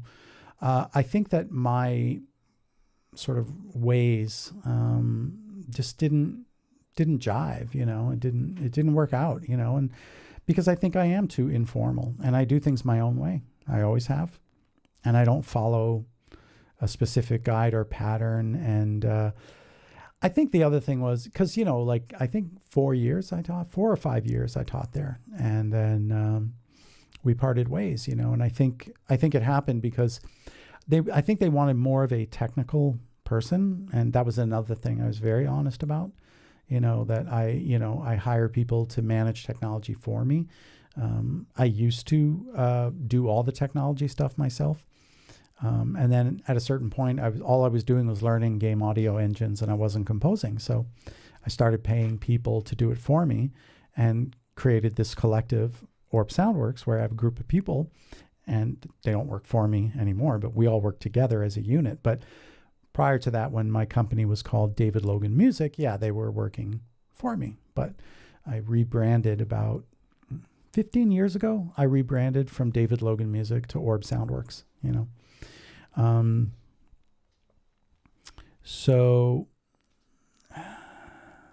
let's see, accountability, you knew it wasn't in your reach and humbly declined. Well, I don't know. It's not my wheelhouse, I suppose, in my wheelhouse to teach from a book because I teach with my heart, with my soul, you know. I help people come to understandings and, you know, I deliver a lot of care, you know, and to me, the idea of just reciting and regurgitating somebody else's ideas, why would I do that? That seems like the most pointless exercise that anyone can do. Well, I take that back. Let me take that back. I'm walking that one back immediately. Pointless for me. It's pointless for me because I understand its point. You know, if you want to learn, you know, like the basics of music theory, yeah, you got to teach it from a book, right? First, you know, you got to learn the primary triads. That's where it all begins. And, you know, your dominant, subdominant, tonic, well, if you do them in order, your tonic, supertonic, mediant, subdominant, dominant, submediate, and leading tone. That you begin there, right? And so what is a note? You know, you start there, right? Something that defines length and pitch, right? So anyway, you know, I understand the place for that in the world. It's just not for me. You know, I want to teach people who already know all that stuff, which is why, by the way, I teach master's level, you know, like I'm teaching in the master's program.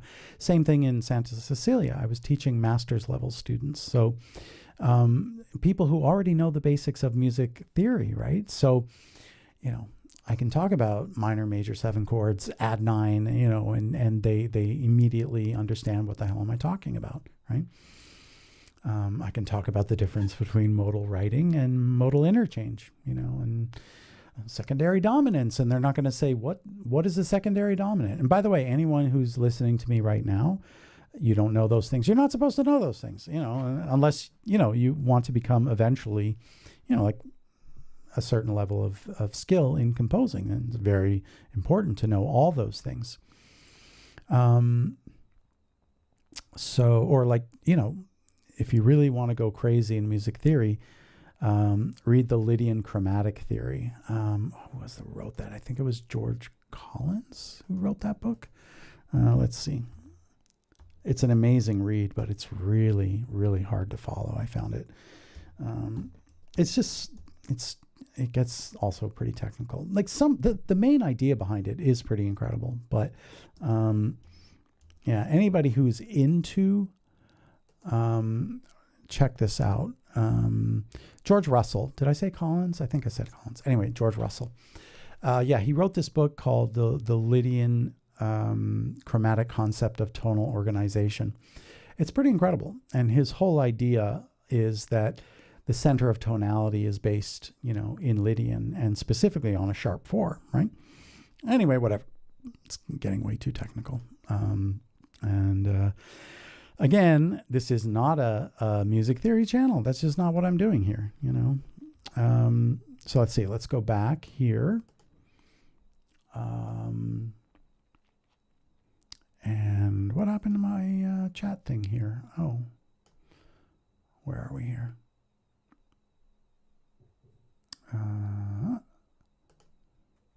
Let's see. Anyway, we'll wrap it up soon, guys. I think. Does anybody kind of have any last minute thoughts or feelings? Or I'm sorry if I was a little intense tonight, but I feel really strongly about this stuff. So with art schools aren't trying to teach you how to make your first painting. It's about taking those exceptional and making them reach their full potential. I agree. And in that way, that's the kind of teacher I am. I'm helping my students reach their full potential. One trend I've been noticing over the last 5 years is people stop modulating now. No more modulation. And, I always tell them modulation is what makes music interesting to listen to. It's one of the great gifts, and setting up a modulation, there are two ways. You can do direct modulation, or, you can set it up, for example, very simply with a secondary dominant, and boom, you're in a new key, But that's not exclusively I have to be very careful what I say. That is not exclusively the purpose or use or function of secondary dominants, right? Because you can have a piece in one key and you could think of them as mini modulations. Again, I'm breaking it down, in a simplistic form. And you can stay in one key, but use secondary dominants as a more elegant way of going from one space to another space. So for example, if you take the basic jazz standard chord progression of 1 6 2 5 1, you and this is not just in jazz. This is also done in Baroque and classical and romantic music. But instead of making the 2, which is naturally a minor chord, you could make it a major chord or a 7 chord, right? And then you just temporarily are in G, but if you're in G7, you immediately go back to C. And I'm always going to explain music theory in the key of C, not because I don't know other keys. It's just the simplest for people to understand. Just so you out there, the music theory police, we'll call them. I hope we make peace, man. I hope they're watching, and I hope they feel the sincerity of my words, because they are. They really are. They truly are.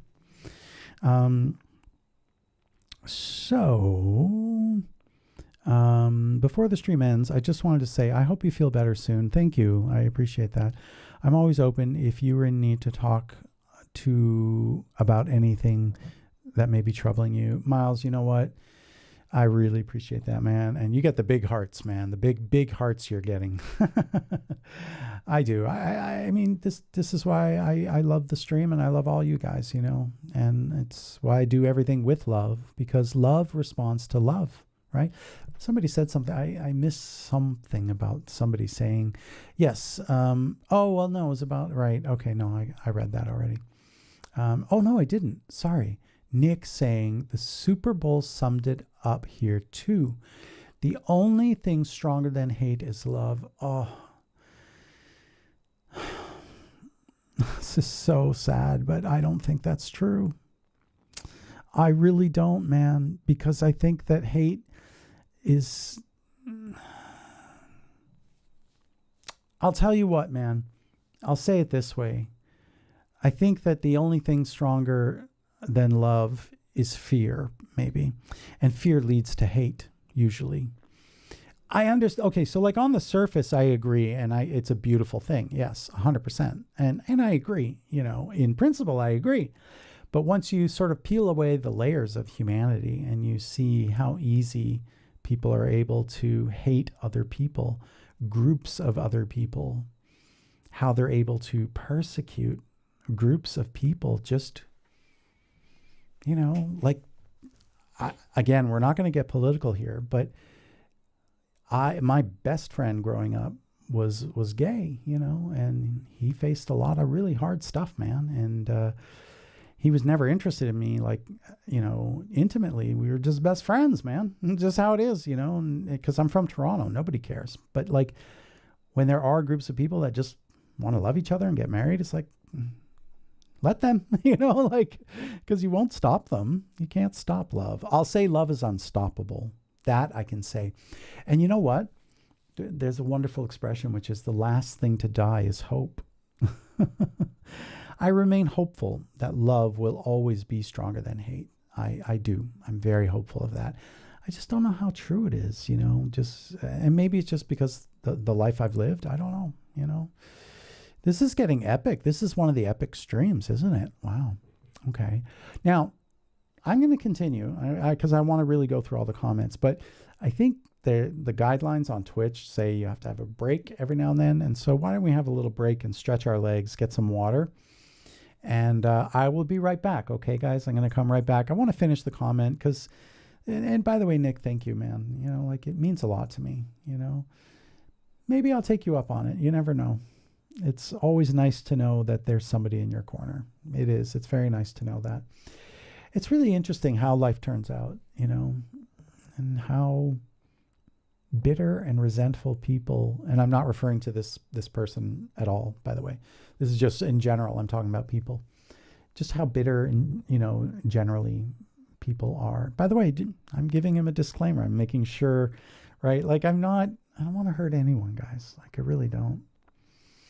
But it's incredible what bitterness and resentment does to a person. They can spend their whole life alienating everybody around them, losing everybody important around them, and never understanding why, you know. And because they don't have the power of self-reflection, and, you know, they also have no power of apology or accepting apology. You know, it's really incredible. And you know, I am thinking of a specific person, you know, somebody that hurt me a lot in my life, and I'm not going to go into who, but just someone important to me that, you know, I've not spoken to in a very long time. Because at a certain point, you can't help people, you know, they can only help themselves, no matter how much you try, right? So anyway, all that to say, Nick, I really very sincerely and warmly appreciate this kind gesture. I do. I really do. Guys, you know why I made this and why it's the #1 icon I use? Because you know that I was not always a kind and honest person. I wasn't always sincere and kind and helpful and honest. And I used to be one of those very bitter and resentful people until I started realizing I was losing all the important people in my life. And it was my fault, all my fault. And one day that led me on a very powerful path and a journey of self-discovery and a absolute parade of apologies. I apologize to a lot of people. A lot. Anyway, let's have a little break and I will be right back and we will continue. Not for much longer, but I did want to kind of finally read the final comments. So let me just stretch my legs for a moment and I shall be right back in one moment. Where's the, oh, it's right here. Sorry. I very rarely use I should do breaks more, huh? That'd be better. All right, guys, I'll be back in less than 5 minutes. All right.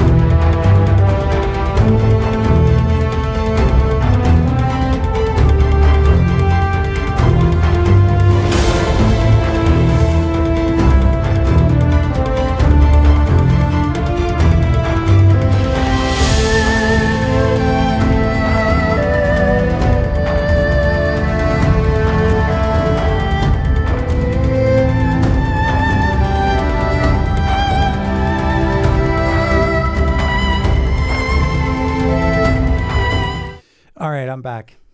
What a very emotional stream this has been. Very emotional.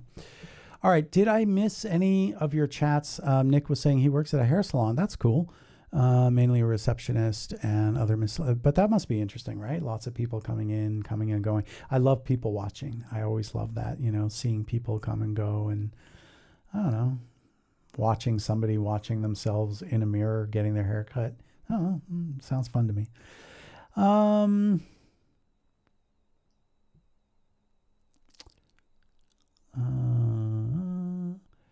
I missed some things here. Oh, I missed a lot. I'm so sorry.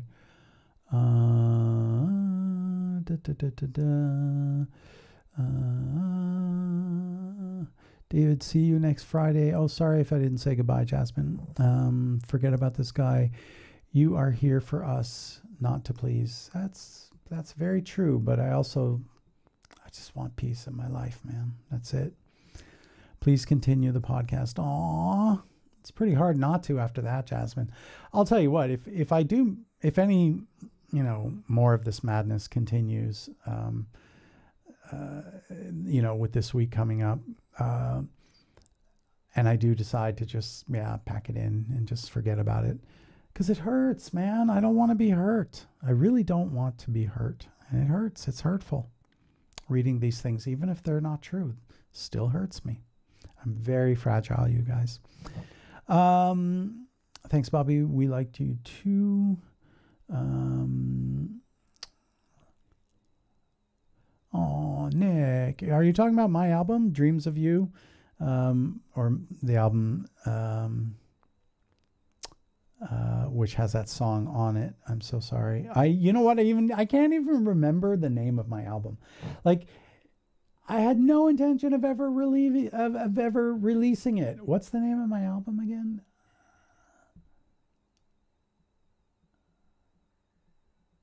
Play with My Heart. Right. Okay. I just remembered it now. I'm like, what is it called? The original title was going to be Love is Like Breathing. Anyway, I think you're talking about that, because Dreams of You is Dreams of You is a very, very honest, very, very, it's a beautiful song, man. And I can say that as, because it's just beautiful and sincere. And my favorite line in that song, I am so in love with you, so what can I do? I can only dream of you. Like, it's just so sincere, man. It's a very sincere and sweet, and, it's a little bubblegummy candy floss kind of, but it's honest, Isn't that what we want? Honest music? Anyway. Beautiful album. I'm glad you shared it with. Thank you, Miles. Thank you for saying that. I appreciate that. It's an honest album. There's no bullshit on that album. And, talking about some ex from my past, I think I was talking about Wine and Song. I mean, I'm sharing anecdotes. I'm explaining to people, what some of my lyrics are about and why I wrote them. Like, what? How many artists are doing that? Listen, guys, my stream is never going to blow up. My YouTube channel is never going to blow up. My album is never going to blow up, because I don't have any desire to do that. I don't take, look, the Bobby is running everything about this stream, and he's running my YouTube channel, and he runs my Instagram. He's running my X account. Like, I don't have the time, energy, or patience to do any of it. And I have no desire to be an influencer or, like a famous, like, that's like a thing now, that young people want to be famous and they want to have a YouTube channel and they want to be influencers. And, it's like, I don't want to do that. I want to be a composer. That's what I'm doing. Every day of my life, I compose professionally. That's my job. That's what I want. That's it. And I'm doing it, Anyway, anything else? If I missed anything that you really want me to answer, please tell me now, and I'll scroll down to the bottom. So it's so hard to keep up with the chat, you guys. I'm so sorry. Maybe I should stream by myself, because I get so distracted and carried away with Bobby sometimes. We have fun, though, no? Honestly, that's it, David. When you're ready to sign off, maybe even for the last time. I mean, every person has to, do what they feel is best, and if I do stop streaming,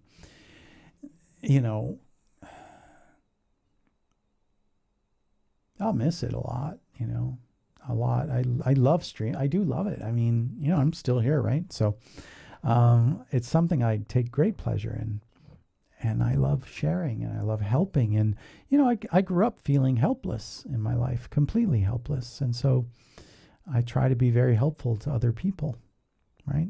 And I think we should all do that with each other. Be helpful, So again, to this person, I would ask, what could we do together, right? Like if I am the enemy of music theory, how together can we both, like metaphorically join hands and hearts and help other people with music theory, right? Like if I'm truly the enemy, man, what are you willing to do about it? Because I'm willing to admit where I'm wrong. And if my white key, black key controversy, like if that, please tell me where I am misunderstanding, and I will publicly apologize for everything, man. I will.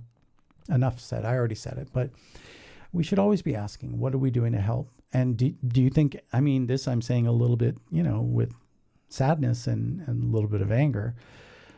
Do you really think anything you wrote in your email was helpful to anyone?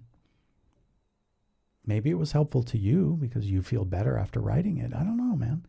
Help me understand. Anyway, whatever. I'm saying whatever, not to this situation, but because I already talked enough and already said I would apologize if I'm wrong, and I will.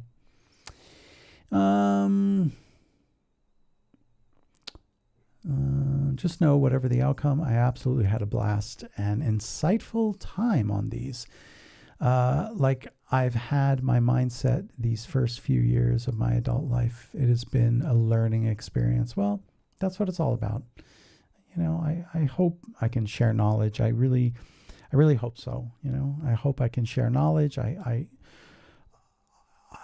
I can just help one person, it's worth it.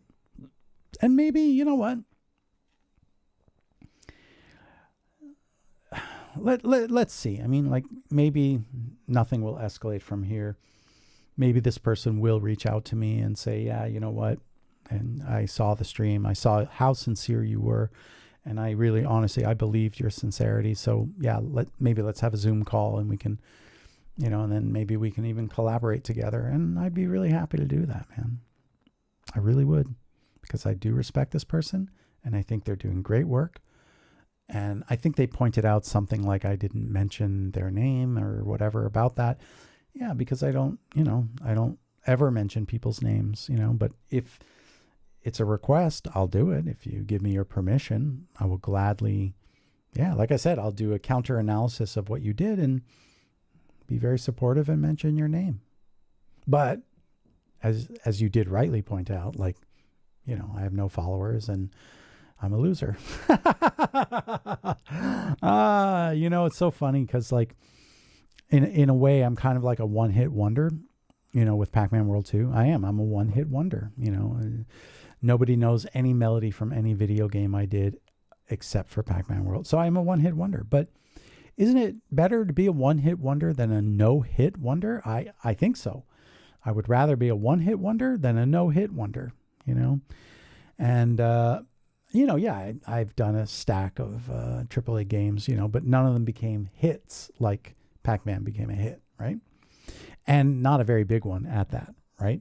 So, it's not a very big one. But, yeah, like I said, I have my small little place in the world, but it's mine. It's mine.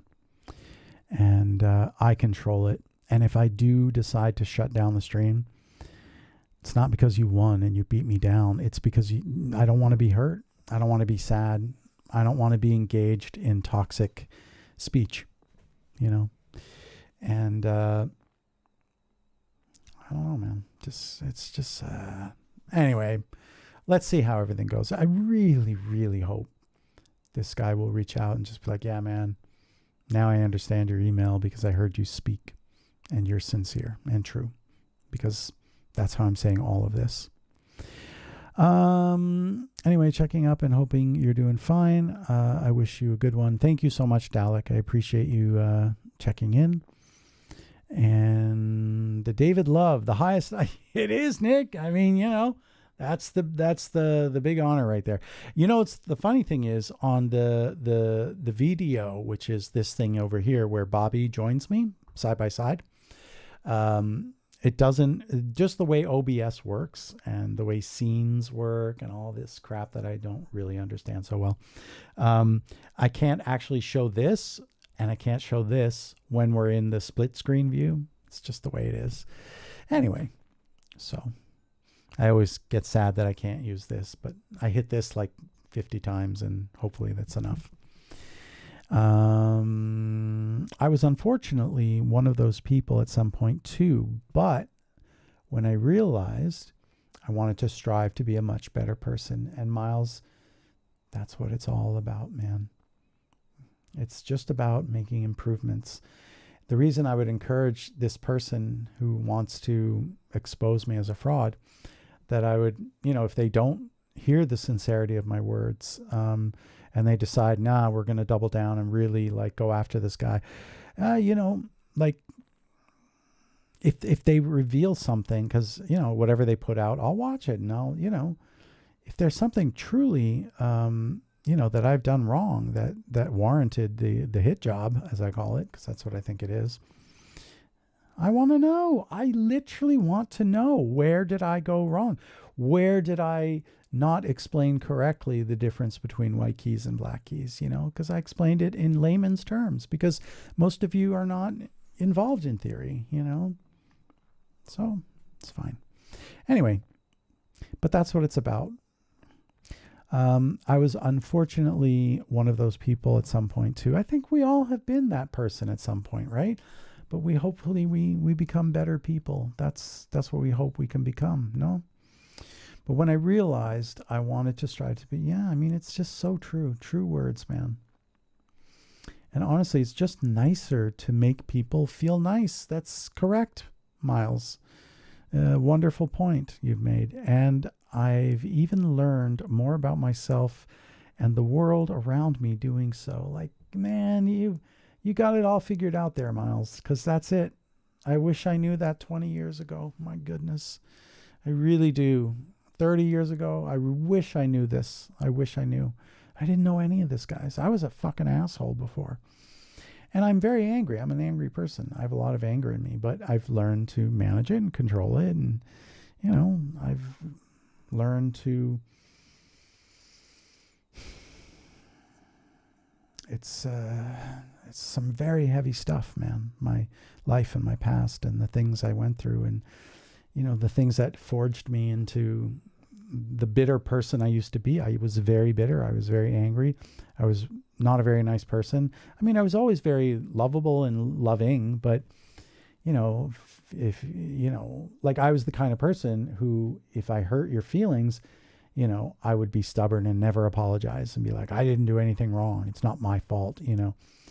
So anyway, is what it is. So, and I, you know, this person also, you know, criticized me for disclosing my insecurity, like used that as a tool for his argument against me. And he spoke about me in the third person. So I'm assuming this is all coming out for his expose on me, or what, I don't know what, because he also said, I'm going to warn the world about you, warn them of the dangers of who you are. Like, okay, man, you know, warn the world, you know, let them all know. I think, tell me if I'm wrong, guys, but isn't it nice to hear that, you know, very moderately not so successful game composer like myself can openly talk about the fact that I'm insecure, and that you guys are not alone if you feel that way? Doesn't that give you a little bit of strength? I would hope so, you know. Okay, so let's see here. So yeah, all that being said, I think it's probably as good a time as any for us to wrap things up. But yeah, self-reflection, man, you know. Yeah, we're not alone, Nick, you know. And Nick, come, are you on the Discord? You know, come hang out. So, you know, all of you guys, by the way, come to my Discord, you know, join the Discord and hang out, man, you know. I'm sure somewhere here in the stream, maybe there's like an auto bot that tells you what the Discord channel is. I don't know, maybe not. Do you guys know the Discord? Does anybody have it handy? I don't even have Discord here. Wait, let me see if I can. But guys, come by, man. We can always keep this conversation going. I'm always happy to talk to you guys. You're all a really good group of people, you know. Anyway.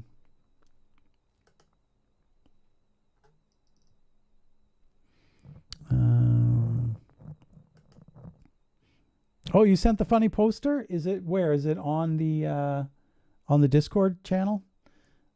I want to see it.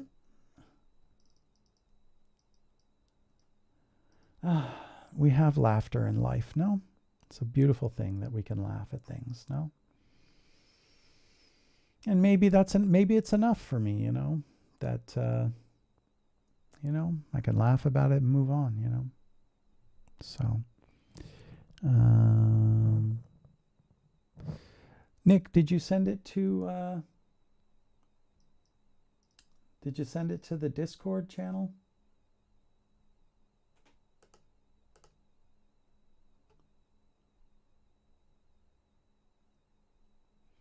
Aw, this is beautiful. I hope this person will not mind, but I will keep their name private. But somebody just reached out to me and said, what happened? I heard you got harassed. So, and he says, I do relate to this a lot. Yeah. Yeah, he's sort of describing a similar situation. Anyway, thank you so much, by the way, for saying that and reaching out. You guys are all lovely, really lovely. How could I end this stream? Let's see how it goes. I really hope he'll respond to my very sincere plea.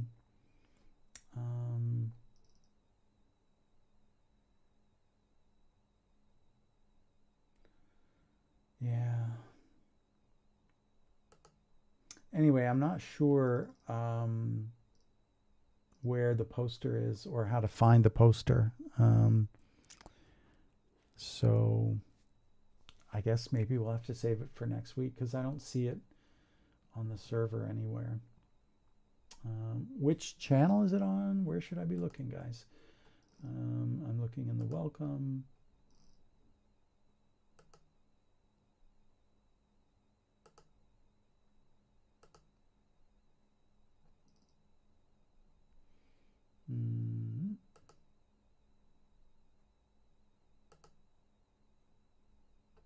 Yeah, I'm not. Oh, is it on the stream live? There's a stream live channel.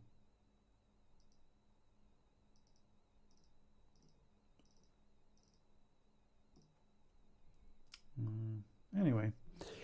All right, guys. Well, it's in the general chat. I don't see it, Nick. I really don't see it. There's a live stream. There is voice channels. There's the welcome stream, Pac-Man World 2. Is it in the Pac-Man World 2 text? Is that where it is? Or general, maybe? Oh, there it is. Oh, there it is. I found it. I found it. I found it. Excellent. Oh, it's beautiful, man. It is just an absolute beauty. Except we got to add the thing I was mentioning.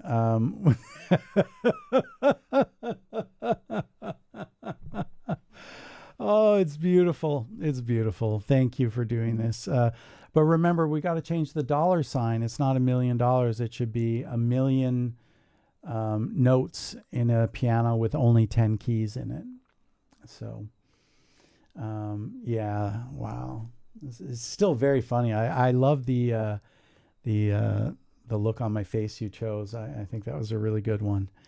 Great. Thank you. Thank you so much. That really brought a smile on my face. I didn't, the funny thing is, like, I didn't even really notice that part of the server.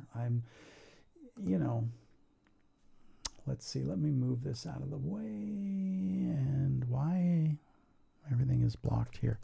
All right.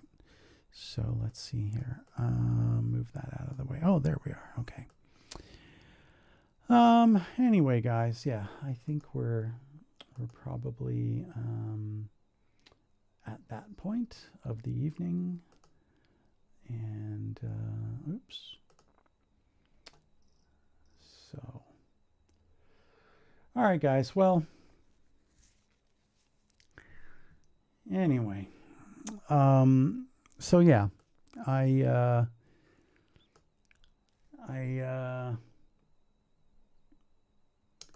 I'm just going in the general chat now. Who is Z, by the way? There's a person in my chat called Z. I'm just curious if you're also here on the live stream. I just want to know who you are.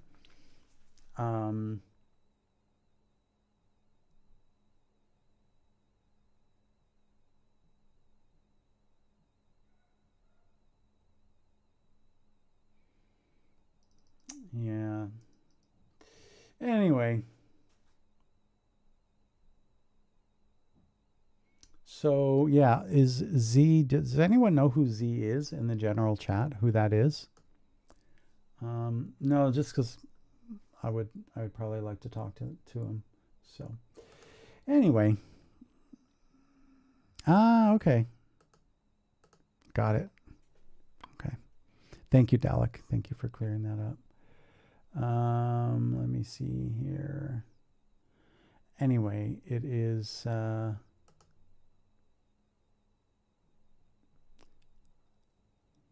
me just see. All right. Very good. Okay, guys. Wait, Dalek is saying, hold on. I believe in general. It's in the general chat. Yeah, I got it. Yeah, we got it. I showed it. Here you go, fellas. All right. Cool. Well, there it is, guys. So, wonderful. I don't have a Stream Deck button to do the Wanted Dead or Alive, but I want to end the stream on a very positive note, which I want to thank you all for spending the time with me and listening to me and understanding me and being patient and showing love in general. Yeah. Thank you all for that. And like I always say, I think the purpose of life is to find some purpose in life. And I think the meaning of life is to find some meaning in life. And I thank you all again.